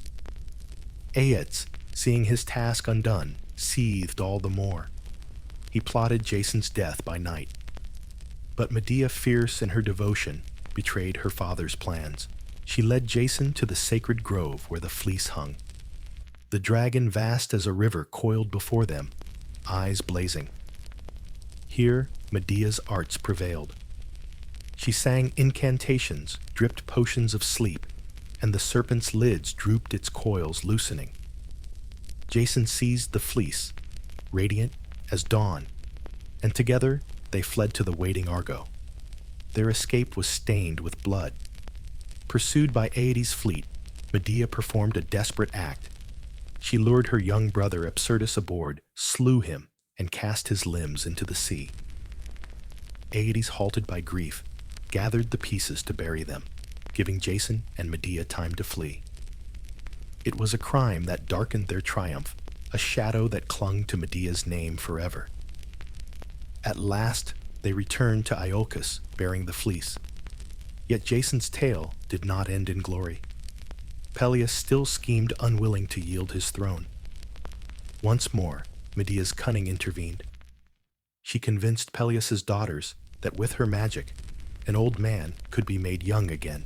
To prove it, she cut a ram to pieces and drew from the cauldron a living lamb. Entranced, the daughters performed the ritual upon their father, but Medea withheld the charm. Peleus perished, dismembered by his own blood. The people, horrified, cast Jason and Medea out. They wandered to Corinth, where fortune soured further. Jason, ambitious, sought to wed the Corinthian princess Glauce, casting aside Medea. Betrayal for a woman who had given him all her love, her homeland, her brother's life. Medea's grief turned to wrath. She wove a robe steeped in poison, sent it to Glauce as a wedding gift. When the princess donned it, fire consumed her flesh, and her father perished with her. Yet even this was not enough. In the blackest turn of her tale, Medea slew her own children by Jason striking at his heart more deeply than any spear. Then, borne away in a chariot of dragons, she vanished, leaving Jason shattered. The hero of the Argo lived on, but not in triumph. In age, abandoned and alone, he lingered by the rotting hull of his once proud ship. There, as he sat in sorrow, a beam fell from the Argo and struck him dead. Thus ended Jason, not on the field of glory, but in silence, crushed by the weight of his past. The Greeks told his story with both admiration and unease. Jason was brave, yes, but his fate warned of ambition, unchecked of promises, broken of love, turned to ash. Medea's shadow lingered, a reminder that the gods' gifts are never without cost. So let us close his tale here, dear dreamer. The fleece gleams still in memory, but around it coil dragons, not of scale, but of betrayal and grief. Jason's name shines as a leader of heroes, yet flickers with tragedy. And as you drift to sleep, may you feel the lesson in his wanderings, that glory and sorrow often sail in the same ship, and that even the brightest fleece cannot shield a heart from fate. The waves of story ebb and flow, dear dreamer, and as the sea foam of Jason's tale drifts back into silence, another figure steps into the starlit stage, a figure unlike the sons of thunder or princes of exile. For she was no king's heir, no favored son of Zeus, but a girl left to the wilderness, raised by teeth and claw, and made swift as the wind itself. This is Atalanta, the huntress, whose feet outran men, whose arrows flew straighter, whose spirit was as untamed as the mountains that cradled her. Atalanta's beginning was harsh. Her father, desiring sons and scorning daughters, cast her out at birth. Left upon a lonely hillside, the infant should have perished. Yet fate, ever mischievous, wove another path. A she-bear sacred to Artemis found the child. The beast suckled her, warming her small body, with its fur guarding her as fiercely as if she were its own cub. Later, hunters stumbled upon this strange scene, a babe nestled against a bear, and they carried her home, raising her among the wild glades of Arcadia. Thus, Atalanta grew not into the gentle weaving of maidens, but into the discipline of bow and spear. She roamed forests, where deer bounded, streams murmured, and boars rooted. Her hair streamed behind her like sunlight. Her stride matched the fleetest of hounds. Artemis herself seemed to smile upon her, for the goddess of the hunt loves those who are untamed, who honor the forest with skill and reverence. From her youth came tales of her swiftness. None could outpace her in the race, not man nor beast. Suitors drawn by her beauty begged for her hand, but Atalanta despised the thought of yielding her freedom. She set a condition: she would only marry one who could defeat her in a foot race. Those who failed would pay with their lives. Many tried. All fell behind, panting, while her form glided ahead, light as a swallow across the grass. The suitors met their end, and Atalanta remained her own. Yet she was not merely a maiden of contests. She joined hunters in their quests, her bowstring singing her arrows true. In time, her name would be etched into the saga of a great hunt, the slaying of the Caledonian boar, a beast sent by Artemis to ravage the land. There, her arrow would fly truest of all, winning her both renown and envy. Now picture Atalanta, not in courts or feasts, but beneath the canopy of leaves. Breath-steady eyes keen the world around her, alive with wild song. She is the embodiment of the forest, untamed, swift, radiant in solitude. Dawn broke over Caledon, dear listener, not with gentle light, but with a shadow of wrath. For King Oeneus, in the fervor of his harvest rites, had forgotten to honor Artemis. The goddess of the hunt, fierce in pride, would not abide such neglect. To remind mortals of her power, she sent forth a monster, the Caledonian boar. It was no ordinary beast. Its tusks curved long, as plow blades, its hide bristled like bronze, and its eyes glowed with divine fury. It ravaged orchards, uprooted vines, and tore fields to ruin. Farmers abandoned their lands, villages trembled at night, and the very earth seemed to quake beneath its charge. To face such a creature required more than courage, it required a gathering of heroes. Thus, Oeneus called for aid, and the summons spread across Greece. They came Meleager, prince of Caledon, fierce and handsome, Castor and Pollux, the Dioscuri twins, Theseus of Athens, mighty Ancaeus with his double-headed axe, and among them Atalanta, the swift huntress of Arcadia. Her presence startled many, for this was a company of men, their armor bright and their boasts louder still. What place had a woman in such a contest? Yet Atalanta came bow in hand, eyes clear, and none could deny the quiet authority of her step. The hunters set forth into the forest, where the boar dwelled. The air was tense, thick with the scent of pine and fear. Dogs' bayed spears glinted, and the ground bore gouges from the monster's tusks. Then it came thundering from the undergrowth, bellowing its charge, scattering men like leaves. Spears clattered harmlessly against its hide.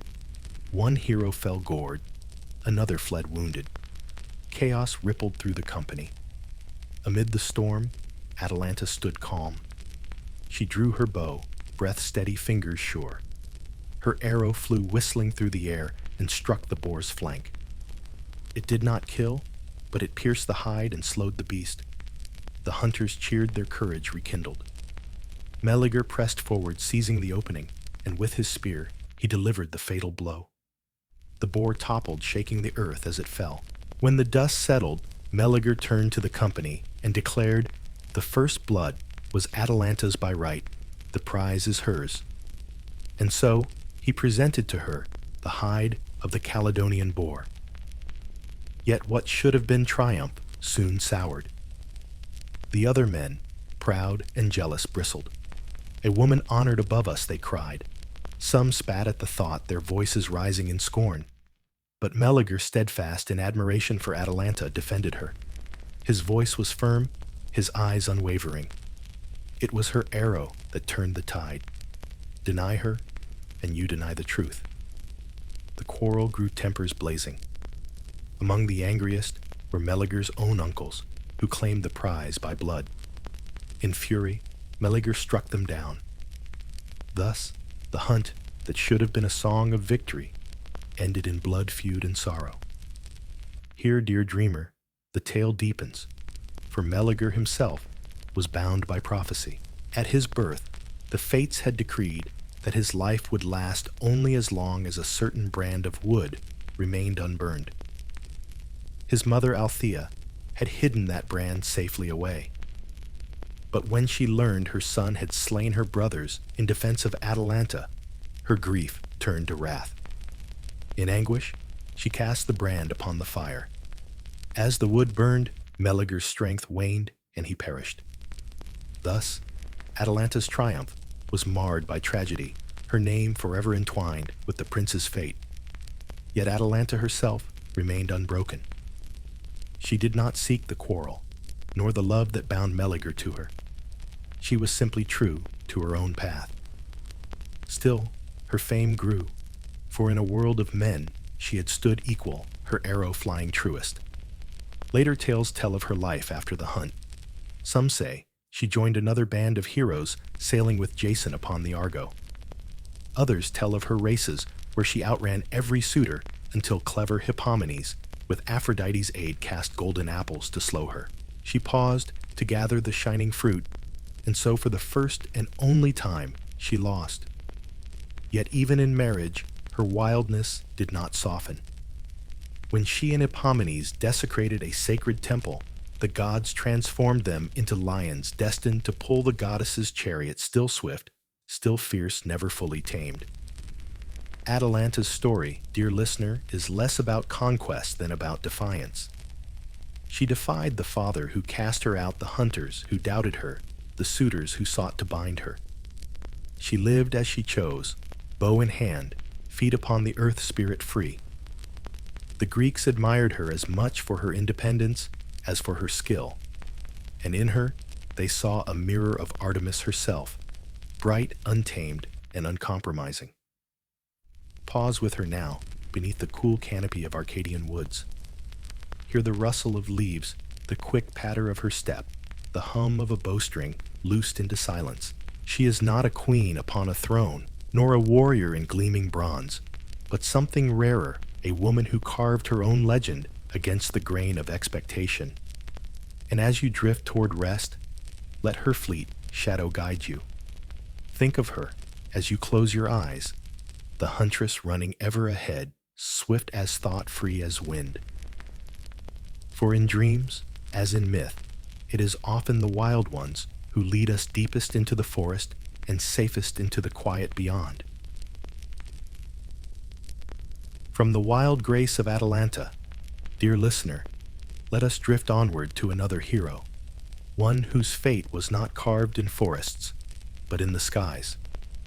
His name was Bellerophon, and his story is stitched with wings and fire, with triumphs almost too great for mortal hands, and with a fall as steep as heaven itself. Bellerophon was born of noble stock, though as with many heroes, whispers of divine parentage trailed him. Some said he was the son of Poseidon, lord of the sea, while others gave him a mortal father, Glaucus, king of Corinth. His beauty was striking his spirit bold, and in his youth he earned a name for courage. Yet fate, ever watchful, soon cast him into exile. One dark day, he killed a man, whether by accident or in passion, the poets differ. In Greek custom, blood guilt could not be washed away except by exile and purification. So Bellerophon fled to the court of King Proetus of Tiryns, seeking cleansing. Proetus received him, but the queen Stheneboia, or Antaea in some tellings, cast covetous eyes upon the handsome youth. When he rejected her advances, her desire turned to venom. She whispered to Proetus that Bellerophon had sought to dishonor her. Proetus, unwilling to kill a guest himself, sent Bellerophon to his father-in-law, King Iobates of Lycia, bearing a sealed letter. Within it, the message begged Iobates to rid him of the young man. Thus, Bellerophon arrived in Lycia, smiling, unsuspecting, bearing his own doom in hand. Iobates, bound by hospitality, could not slay his guest outright. Instead, he contrived a task so deadly that surely the youth would perish. Slay the chimera, a beast with a lion's body, a goat's head rising from its back, and a serpent's tail breathing fire hotter than a forge. No mortal had faced it and lived. The chimera, the poets tell us, was no mere monster. Its body was leonine muscled and golden, with claws that tore rock as though it were clay. From its back rose the head of a goat, twisted and snarling, and its tail ended not in fur, but in a serpent hissing with venom. Yet most dreadful of all was its breath, a furnace within its lungs, fire spewing forth in torrents. It stalked the hills of Lycia, scorching fields, melting stones, and leaving blackened ruin in its wake. Farmers' fled villages crumbled. To face it seemed certain death. This was the trial King Iobates set before Bellerophon, hoping to be rid of the youth without breaking the bonds of hospitality. Alone, no man could prevail against such a terror. But Bellerophon was not alone. He had Pegasus, the winged horse shimmering white as sea foam, his hooves sparking when they struck earth, his mane flowing like cloud. Together, they formed a union of mortal courage and divine grace. Before dawn, Bellerophon mounted Pegasus, the golden bridle glinting in the half-light. The horse's wings unfurled vast and silent, and with a bound, they rose into the sky. Imagine that moment, dear listener, the world falling away, fields, shrinking rivers threading silver beneath as wind rushed cool against his cheeks. Below, the chimera stirred its many heads, lifting eyes blazing with unnatural fire. When the beast saw the rider aloft, it bellowed. Flame roared upward, a pillar of heat and smoke. Pegasus wheeled aside swift as thought, carrying Bellerophon beyond the torrent. Again and again the fire leapt, and again the horse soared beyond its reach, each wing beat like thunder in the air. From above, Bellerophon loosed arrows, each shaft singing as it flew. Some struck hide, some glanced off scales, but none quenched the fire. The chimera roared, twisting its serpent tail, lashing its goat's head, bleeding in fury, its lion's jaws snapping at the sky. Then Bellerophon conceived a cunning stratagem, as much mind as muscle. He fixed to his spear a lump of lead, heavy and dull. Mounting high above, he angled Pegasus into a swift dive. Down they plummeted, wind screaming, until horse and rider closed upon the monster's gaping jaws. At the last instant, Bellerophon drove the spear deep into the furnace of its throat.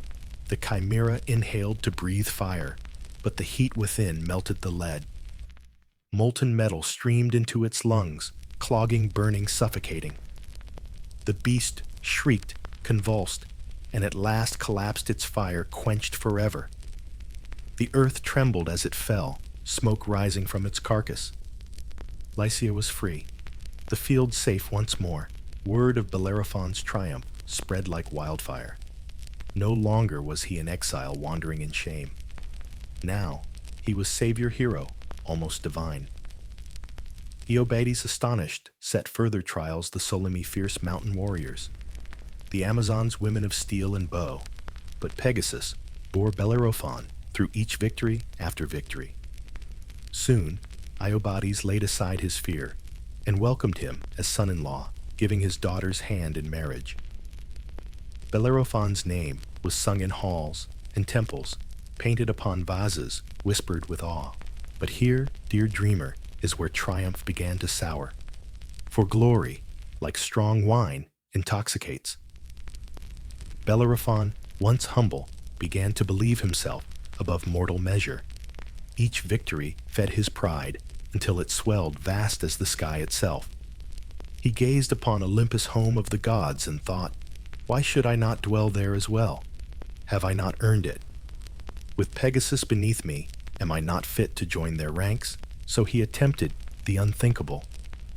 One day, he spurred Pegasus upward, higher and higher. Past clouds, past the eagle's flight, past even the peaks of Olympus's snow-crowned summit, he rose, daring to breach the halls of heaven. Zeus looked down and frowned. For the gods in all their might guard jealously the boundary between divine and mortal. Pride that reaches too high must be cut down.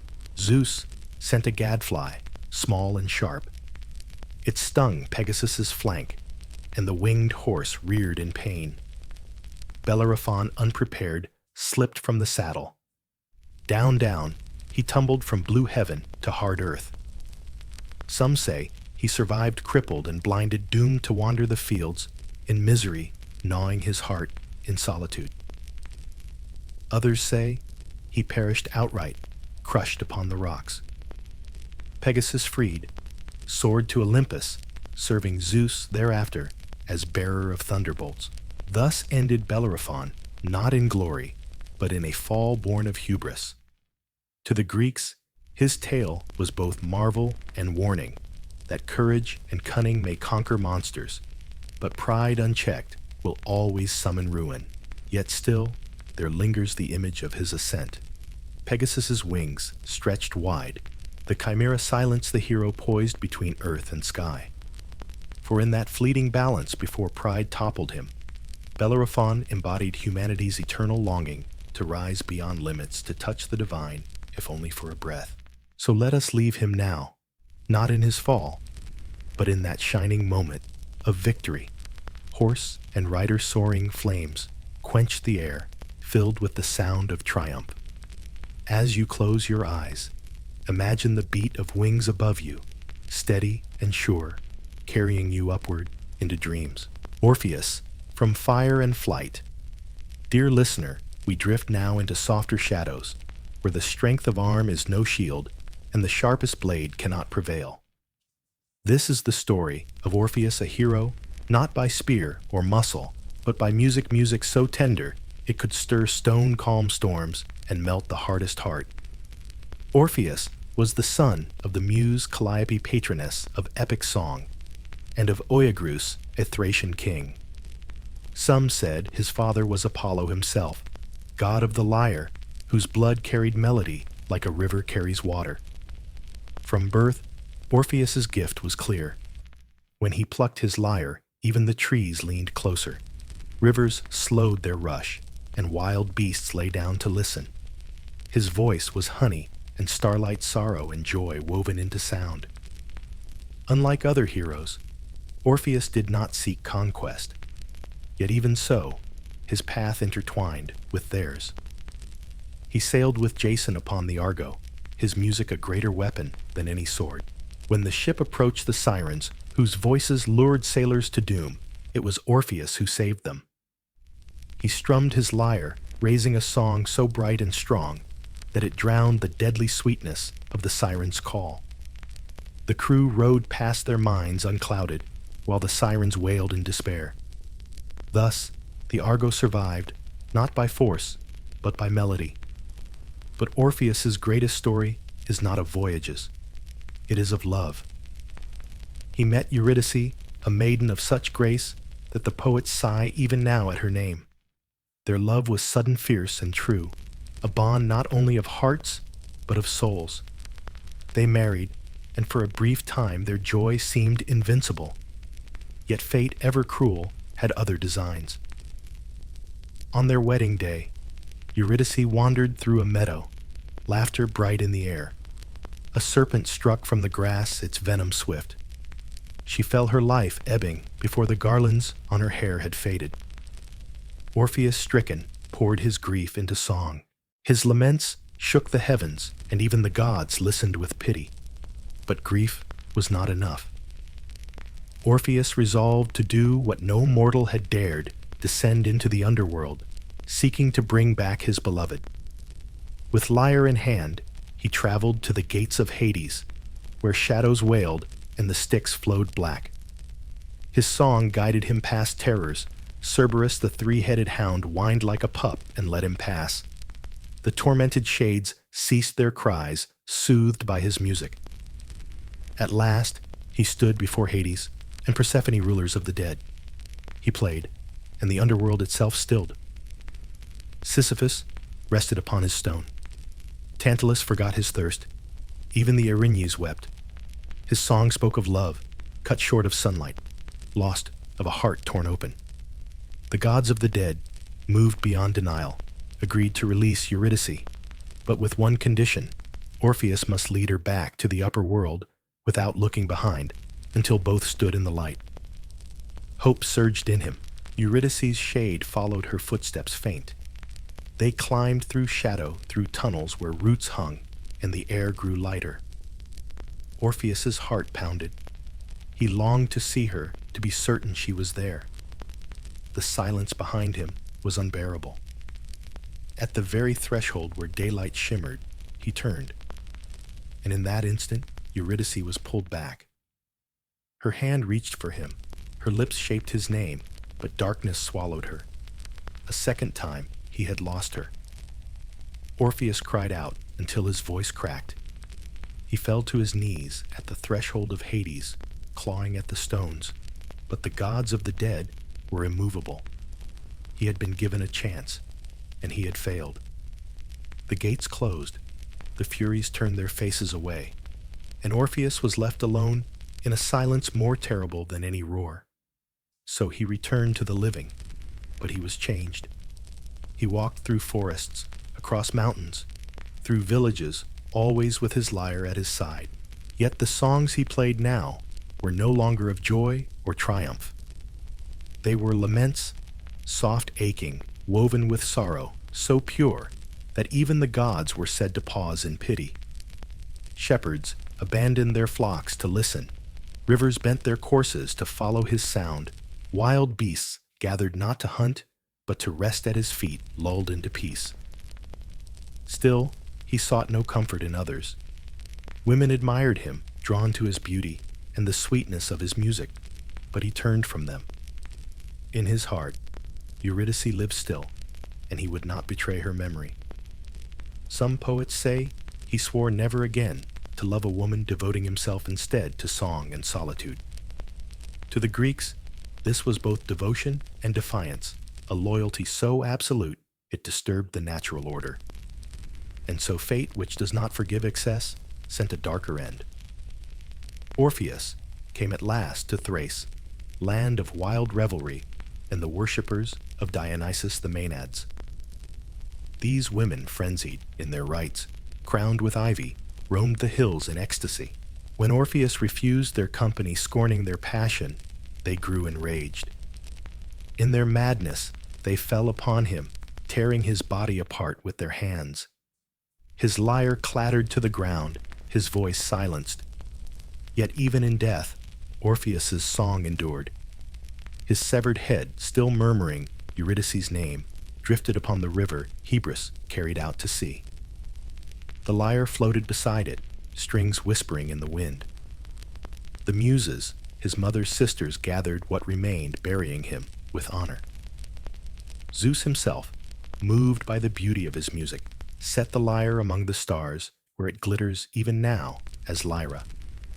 Thus, Orpheus's tale ends not in reunion, but in eternal echo.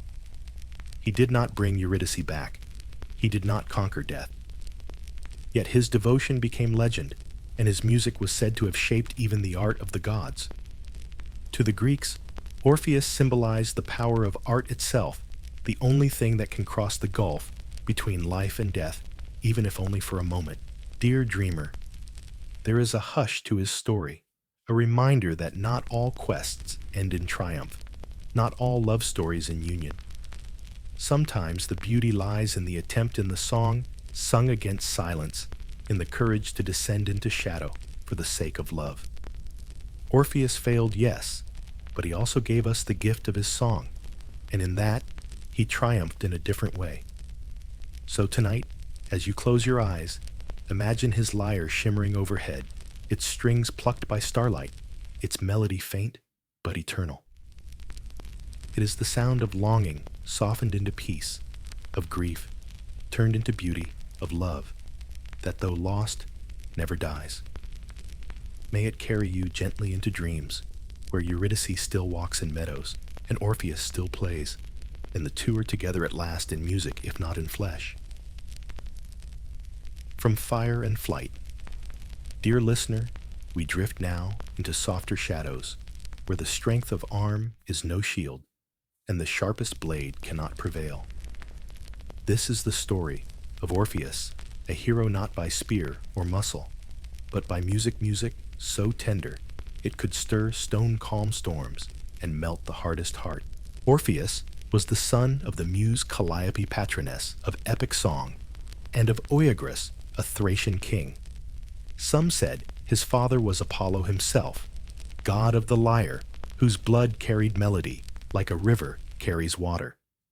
From birth, Orpheus's gift was clear. When he plucked his lyre, even the trees leaned closer, rivers slowed their rush, and wild beasts lay down to listen. His voice was honey, and starlight sorrow, and joy woven into sound. Unlike other heroes, Orpheus did not seek conquest. Yet even so, his path intertwined with theirs.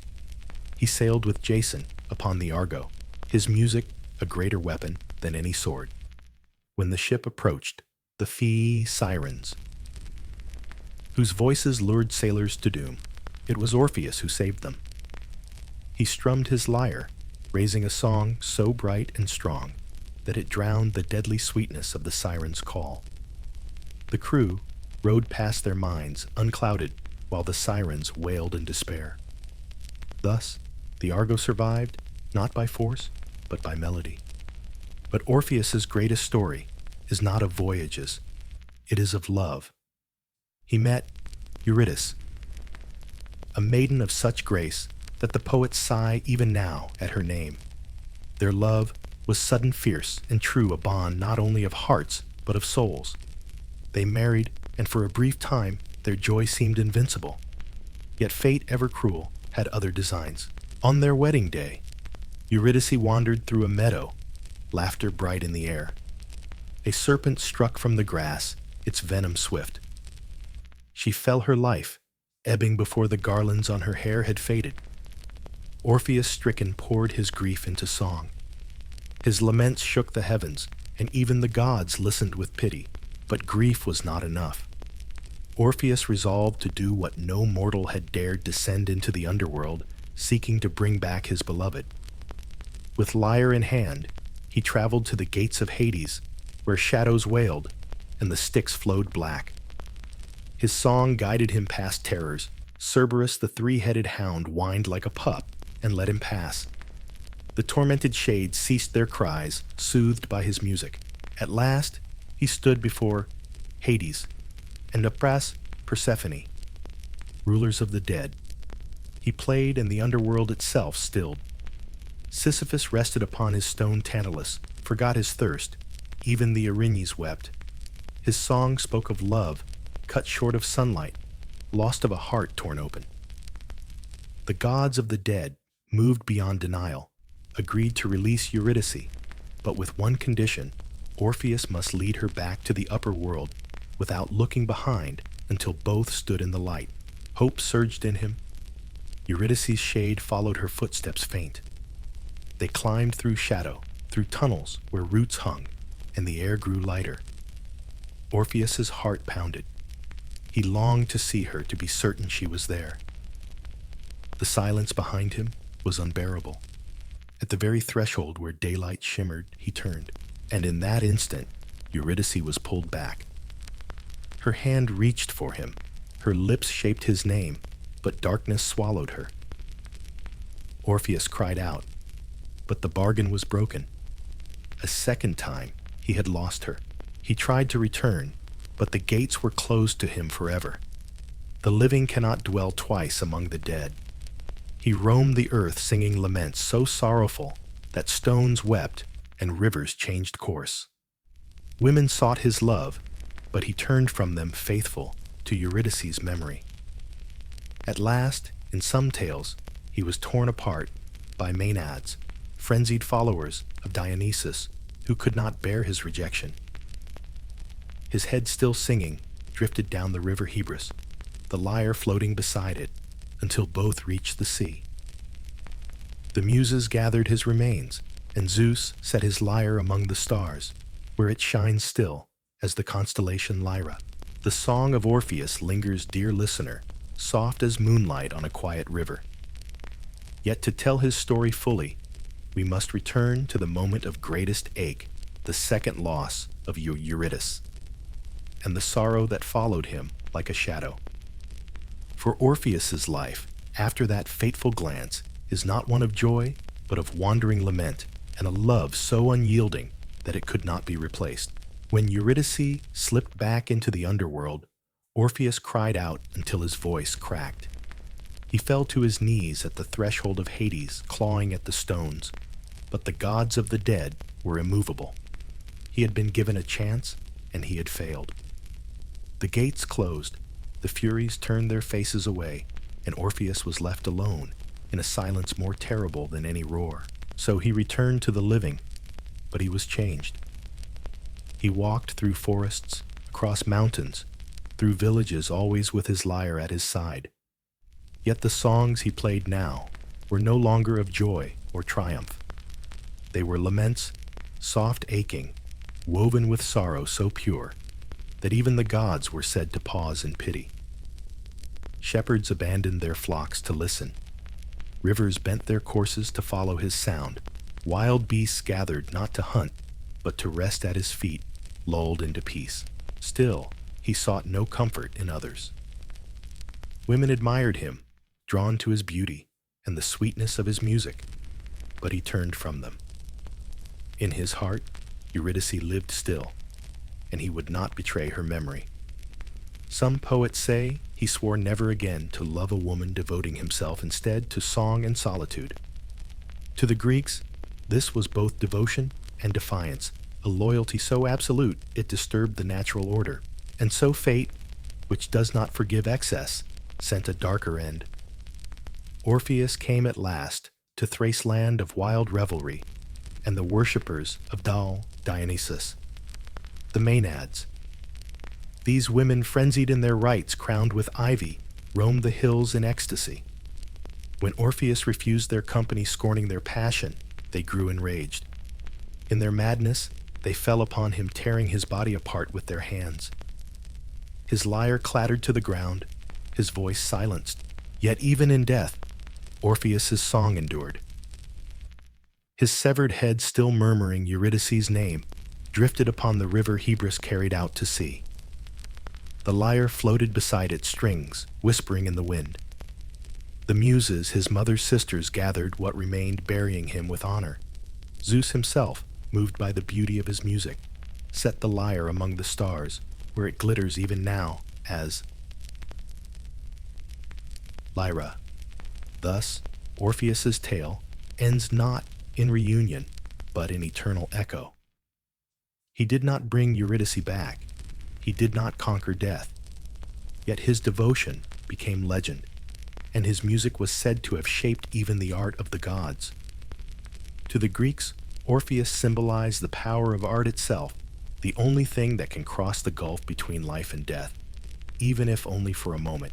Dear dreamer, there is a hush to his story, a reminder that not all quests end in triumph, not all love stories in union. Sometimes the beauty lies in the attempt in the song sung against silence, in the courage to descend into shadow for the sake of love. Orpheus failed, yes, but he also gave us the gift of his song, and in that he triumphed in a different way. So tonight, as you close your eyes, imagine his lyre shimmering overhead, its strings plucked by starlight, its melody faint but eternal.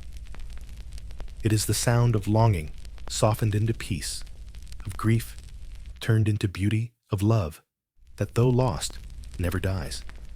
May it carry you gently into dreams, where Eurydice still walks in meadows and Orpheus still plays, and the two are together at last in music, if not in flesh.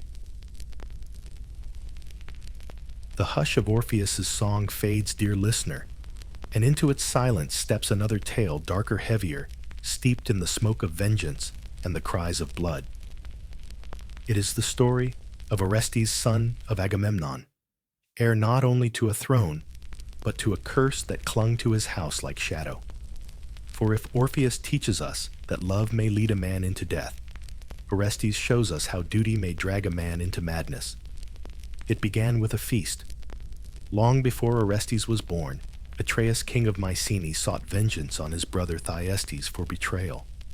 He invited him to dine a banquet lavish and rich. Yet the meat served was not of ox or lamb. It was the flesh of Thyestes' own sons, carved, roasted, and presented in golden cups. When Thyestes learned the truth, he vomited and cursed the line of Atreus, calling down a darkness that would not lift for generations. The curse seeped into the halls, into the very stones of Mycenae, until even its hearth seemed to flicker with unease. From Atreus came two sons, Agamemnon and Menelaus. Menelaus, you may recall, wed Helen, whose abduction sparked the Trojan War. Agamemnon, high king of the Greeks, led that war, but his glory was stained before it even began. For when the fleet was becalmed at Aulis, the seers declared that Artemis demanded a sacrifice, his daughter Iphigenia. To win the winds to launch 1,000 ships, Agamemnon slaughtered his child upon the altar. The gods gave him passage, but the act carved a wound too deep for time to heal. Clytemnestra, his wife and Iphigenia's mother, never forgave. For 10 long years, she nursed her grief, her anger sharpening like a blade. When Agamemnon at last returned from Troy, crowned with victory, she greeted him not with love, but with cunning. She spread crimson tapestries for him to tread upon, an honor fit only for gods, and when he crossed them, prideful, she struck. In the bath, beneath steam and shadows, she and her lover Aegisthus cut him down. The king's blood swirled into the water, the curse of Atreus fulfilled again. In that moment, little Orestes' fate was sealed. For he was the son of the murdered king, the child of the slayer queen. Some tales say Clytemnestra would have killed him too to secure Aegisthus' throne, but the boy was smuggled away perhaps by his sister, Electra, loyal and fierce, or perhaps by a faithful servant who dared to defy the queen.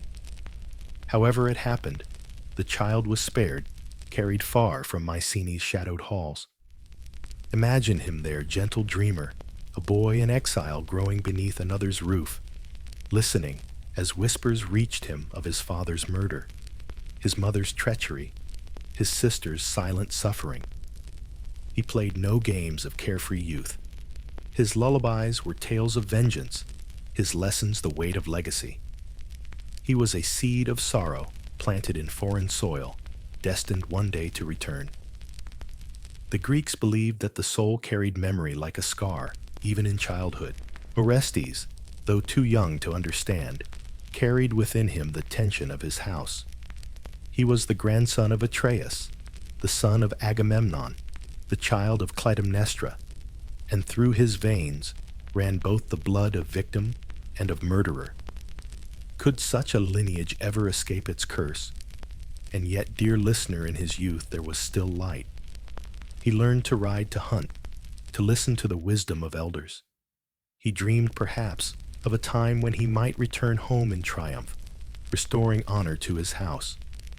But always, like a shadow in the corner of the eye, lingered the knowledge his father lay in the earth, slain by his mother's hand. This was the world into which Orestes grew, not one of peace, but of blood and prophecy. His childhood was shaped not by the warmth of hearth or the laughter of family, but by absence, by exile, by the haunting echo of a curse that whispered his name before he was old enough to speak it. So let us leave him here, for now, a boy, on the edge of destiny. Behind him, the feast of Thyestes still poisons the air. Before him, Apollo waits with a command that will tear him apart. But tonight, gentle dreamer, you may rest in the hush, between knowing that even in houses drenched with blood, there can still be pauses, moments of quiet breath, before fate demands its price. The boy of shadows has grown gentle dreamer. The child carried into exile, whispering his father's name in his sleep, now stands tall and lean, his shoulders squared, not only by time, but by the weight of fate. Orestes, son of Agamemnon, had reached manhood, and with manhood came the reckoning. For though years passed, the halls of Mycenae remained soaked in betrayal. Clytemnestra and her lover Aegisthus ruled as king and queen, their reign heavy with fear. Electra, Orestes' sister, lived still within those walls, her spirit chained but unbroken. She mourned her father, daily whispering prayers into the night, and dreamt of the brother who would one day return. It was in Delphi that Orestes found his command. There, among the laurel groves and the smoke of sacrifice, he sought Apollo, god of light and truth. The oracle spoke with the god's voice. Orestes, you are bound. The blood of your father cries from the earth. You must avenge him, slay the murderers, strike down Aegisthus, and yes, your own mother too. Only then will the curse be broken. Imagine the chill in his heart, dear listener. To avenge his father, yes, but to kill his mother. The womb that bore him, the hands that once held him as a child. Apollo's words rang like iron, yet Orestes trembled. Duty pulled him one way, nature another. Still, the command was divine, and disobedience would mean torment unending. So he journeyed back to Mycenae, disguised in dust and travel stains. There at the tomb of Agamemnon, he met Electra. The reunion was as fierce as it was tender. She recognized him not by his face, grown and changed, but by tokens from their childhood, a lock of hair, a woven cloth. They embraced tears, mingling with resolve, their voices low but burning. Together, they swore that the blood of their father would not go unavenged. The plan was laid. Orestes and his companion Pylades entered the palace as strangers bearing false news that Orestes himself was dead in distant lands. Clytemnestra, hearing it, wavered between grief and relief, for with her son gone, no avenger remained. She ordered the strangers welcomed unsuspecting that one of them was the very son she had condemned. First, Aegisthus fell. Orestes struck him down with righteous fury, steel flashing in the dim hall. The usurper cried out, but no one came to his aid. His blood soaked the flagstones, a just end to treachery. Yet the greater trial was still before him. Clytemnestra entered regal, even in her shock, her eyes flashing between terror and defiance. "My son," she said, "will you raise your hand against your mother? Have you no pity for the womb that bore you, the breast that nursed you? Do you not see the curse upon your house, how it drives us all? Put down your blade, and let the gods punish me, if they will." For a heartbeat, Orestes faltered. The knife trembled in his hand. His mother's voice, the word "my son," stirred memories long buried. Yet behind him, Pylades spoke the words of Apollo better, to obey the gods, than betray them. Strike, or all is lost. And so, Orestes hardened his heart. With a cry that tore him in two, he drove the blade into Clytemnestra. She fell, her hands clutching his arm, her blood mingling with Aegisthus. The deed was done. Agamemnon was avenged, the oracle's command fulfilled. But in that very instant, Orestes' triumph turned to horror. The walls seemed to darken, the air thickened. In the corners of the hall, shadows stirred, and from them rose the Furies, ancient goddesses of vengeance, black-winged, serpent-haired, their eyes burning. Only he could see them. Only he could hear their shrieks, yet their presence chilled the hall. They hissed, "Matricide blood of the womb, spilled Orestes, you are ours." And thus the avenger became the hunted. Orestes' sword, still wet, fled from the chamber, his mind unraveling the cries of the Furies ringing in his ears. He had obeyed Apollo, yet the ancient law of blood was against him. He was both righteous and damned. So let us pause with him here. Gentle dreamer, standing in the ruined hall, his father's death avenged his mother, slain his heart, torn between justice and guilt. The shadows close in the Furies' circle, and Orestes stumbles into the night. Ahead lies madness pursuit, and at last a judgment not of knives, but of law. The palace of Mycenae lay silent behind him. Dear listener, but for Orestes, silence was no refuge. For in the shadows that clung to every wall and followed every step, the Furies moved. Ancient beings, older than Zeus himself, they were born of night and earth, guardians of the most primal law, that blood calls for blood. And in their eyes, no command of Apollo, no justification of vengeance could excuse the murder of a mother by her son. Wherever Orestes fled, they followed. Their voices shrieked in his ears, though no other heard them. Their talons clawed at his mind, though his flesh remained unmarked. In Delphi, he fell at Apollo's shrine, his forehead pressed to the stone, crying, "I did what you commanded. Why then do these terrors hound me still?" The god, radiant with bow and laurel, consoled him as best he could, promising that he had not erred. Yet even Apollo's light could not scatter the Furies. And so Apollo gave him another command: go to Athens. There, before the goddess of wisdom, your fate shall be decided. Picture the young man, gentle dreamer, weary from sleepless nights, his hands trembling, his eyes hollow. He stumbles along dusty roads, his shadow never alone. At times, he falls to his knees, whispering his mother's name, unsure if he hates her still or longs for her forgiveness. Always the Furies circle their hair, writhing with serpents, their eyes like coals, their cries a chorus of torment. At last he reached Athens, the shining city of Athena. He collapsed at her shrine upon the Acropolis, clutching the altar as a drowning man clutches driftwood. And there at dusk, the goddess came, not with spear raised for battle, but calm and serene, her armor glinting like moonlight on silver. She listened as Orestes poured out his tale, the murder of Agamemnon, the vengeance of Clytemnestra, Apollo's command, his own act of matricide, and the pursuit that had driven him near madness. The Furies hissed around him, demanding blood. Athena raised her hand. This matter is too grave for one voice, even mine. Let there be a trial not by sword, not by vengeance, but by judgment. Let mortal men chosen as jurors weigh this guilt. For justice must belong not only to the gods, but also to mankind. And so, the first trial in myth was held upon the hill of Ares, the Areopagus. Orestes stood trembling Apollo, speaking in his defense.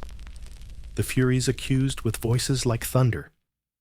Apollo argued that the bond of father to son outweighed even that of mother to child, that Clytemnestra had broken her sacred duty in slaying Agamemnon, and that Orestes had only restored balance. The Furies replied that no crime could be greater than striking the womb that bore you, that to let such a deed go unpunished would shatter the very order of the world. The jurors cast their votes, each pebble falling into the urn. When the count was done, the numbers were equal, half for guilt, half for acquittal. A silence stretched. Then Athena stepped forward. If the scales are balanced, she declared, my vote shall decide, and I cast it for mercy. Orestes is acquitted. The Furies shrieked their wings, beating their eyes, blazing with fury at being denied. But Athena spoke gently.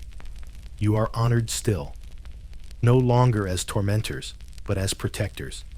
Stay in this city not as Furies, but as Eumenides, the kindly ones. Watch over Athens, bless its people, receive their offerings. Let justice, not vengeance, guide us now. And soothed by her words, the Furies were transformed. Their cries softened to whispers, their rage cooled into guardianship. Orestes at last felt the weight lift from his chest. He stood free no longer, a fugitive, no longer a haunted son. The curse of the house of Atreus was broken. He returned to Argos, his name cleansed, his throne restored. Yet though he lived on, he bore the scars of his torment, the memory of his mother's plea, the echo of the Furies in the dark. He was free, but never unmarked. For the Greeks, Orestes' tale was more than tragedy. It was a turning point, a mythic reflection of their own society's journey, from endless cycles of revenge to the birth of law and trial. In his suffering, they saw the cost of vengeance. In his acquittal, the hope of reason and justice. And so, gentle dreamer, we close the tale of Orestes. His path was blood-soaked, his heart torn, but in his footsteps arose a new light. The idea that even the darkest crimes can be weighed not by endless retaliation, but by judgment, balance, and mercy. As you drift now into sleep, imagine the hill of Ares, quiet beneath the stars, the kindly ones resting in their new sanctuaries, and Athena's calm gaze lingering over the city she loved. The cycle is ended, the curse laid to rest. Even in houses of blood, dawn can rise. And now, gentle dreamer, the circle closes.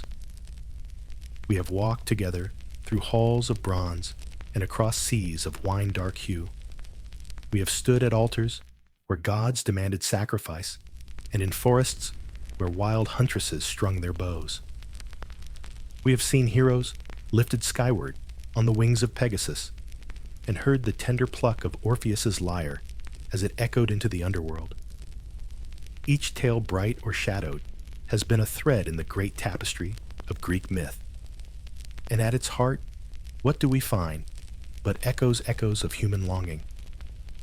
For what is Heracles, if not the cry of mortals, to prove that even against impossible burdens, strength endures. What is Perseus, if not the dream, that with courage and a bit of divine favor, we can face the monsters that petrify us?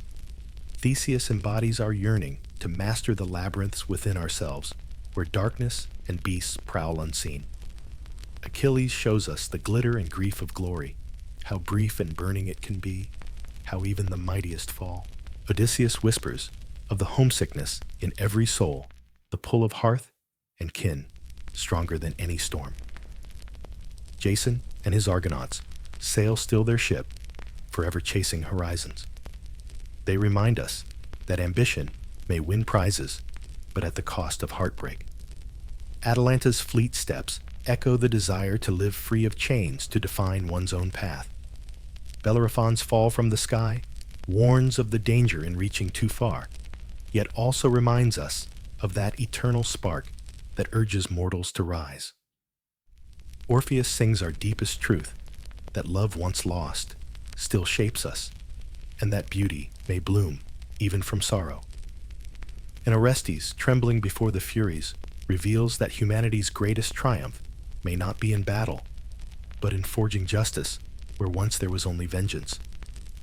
These stories are ancient, carved into vase and temple, sung by poets who lived 24 centuries before us. Yet they are not dusty relics. They breathe still because their heroes are not so far from us. Who among us has not wrestled with pride like Bellerophon, or grieved like Orpheus, or longed for home like Odysseus? Who has not felt the tug of duty against the ache of love as Orestes did? And so the Greeks, wise in their storytelling, gave us these figures, not as perfect beings, but as mirrors. Flawed, striving, radiant, broken, always human, even when half divine. Their myths were lullabies for a restless world, teaching that though fate is inexorable, though gods are fickle, still, there is beauty in endurance and courage in love. Now, dear listener, the torches gutter low and the stars lean close. Let the voices of these heroes fade into the hush of night. Imagine them resting, Heracles laying down his club, Perseus sheathing his sword, Theseus stepping from the labyrinth into dawn. Achilles' wrath quiets at last. Odysseus folds into Penelope's arms. Atalanta runs fleet into the woods. Orpheus strums his lyre where no grief can reach him. Orestes breathes free of his furies. The myths end, but their longing does not. It hums softly like the sea against the shore, like the sigh of wind through olive branches. It is the same longing that moves in your chest now, the wish to endure, to love, to be remembered, to find peace. So close your eyes. Let the heroes fade into dream, their voices like a distant chorus. Their journeys are done for tonight. Yours, gentle dreamer, is just beginning the journey into sleep, where myths and memories entwine and the heart rests in the quiet glow of ancient tales.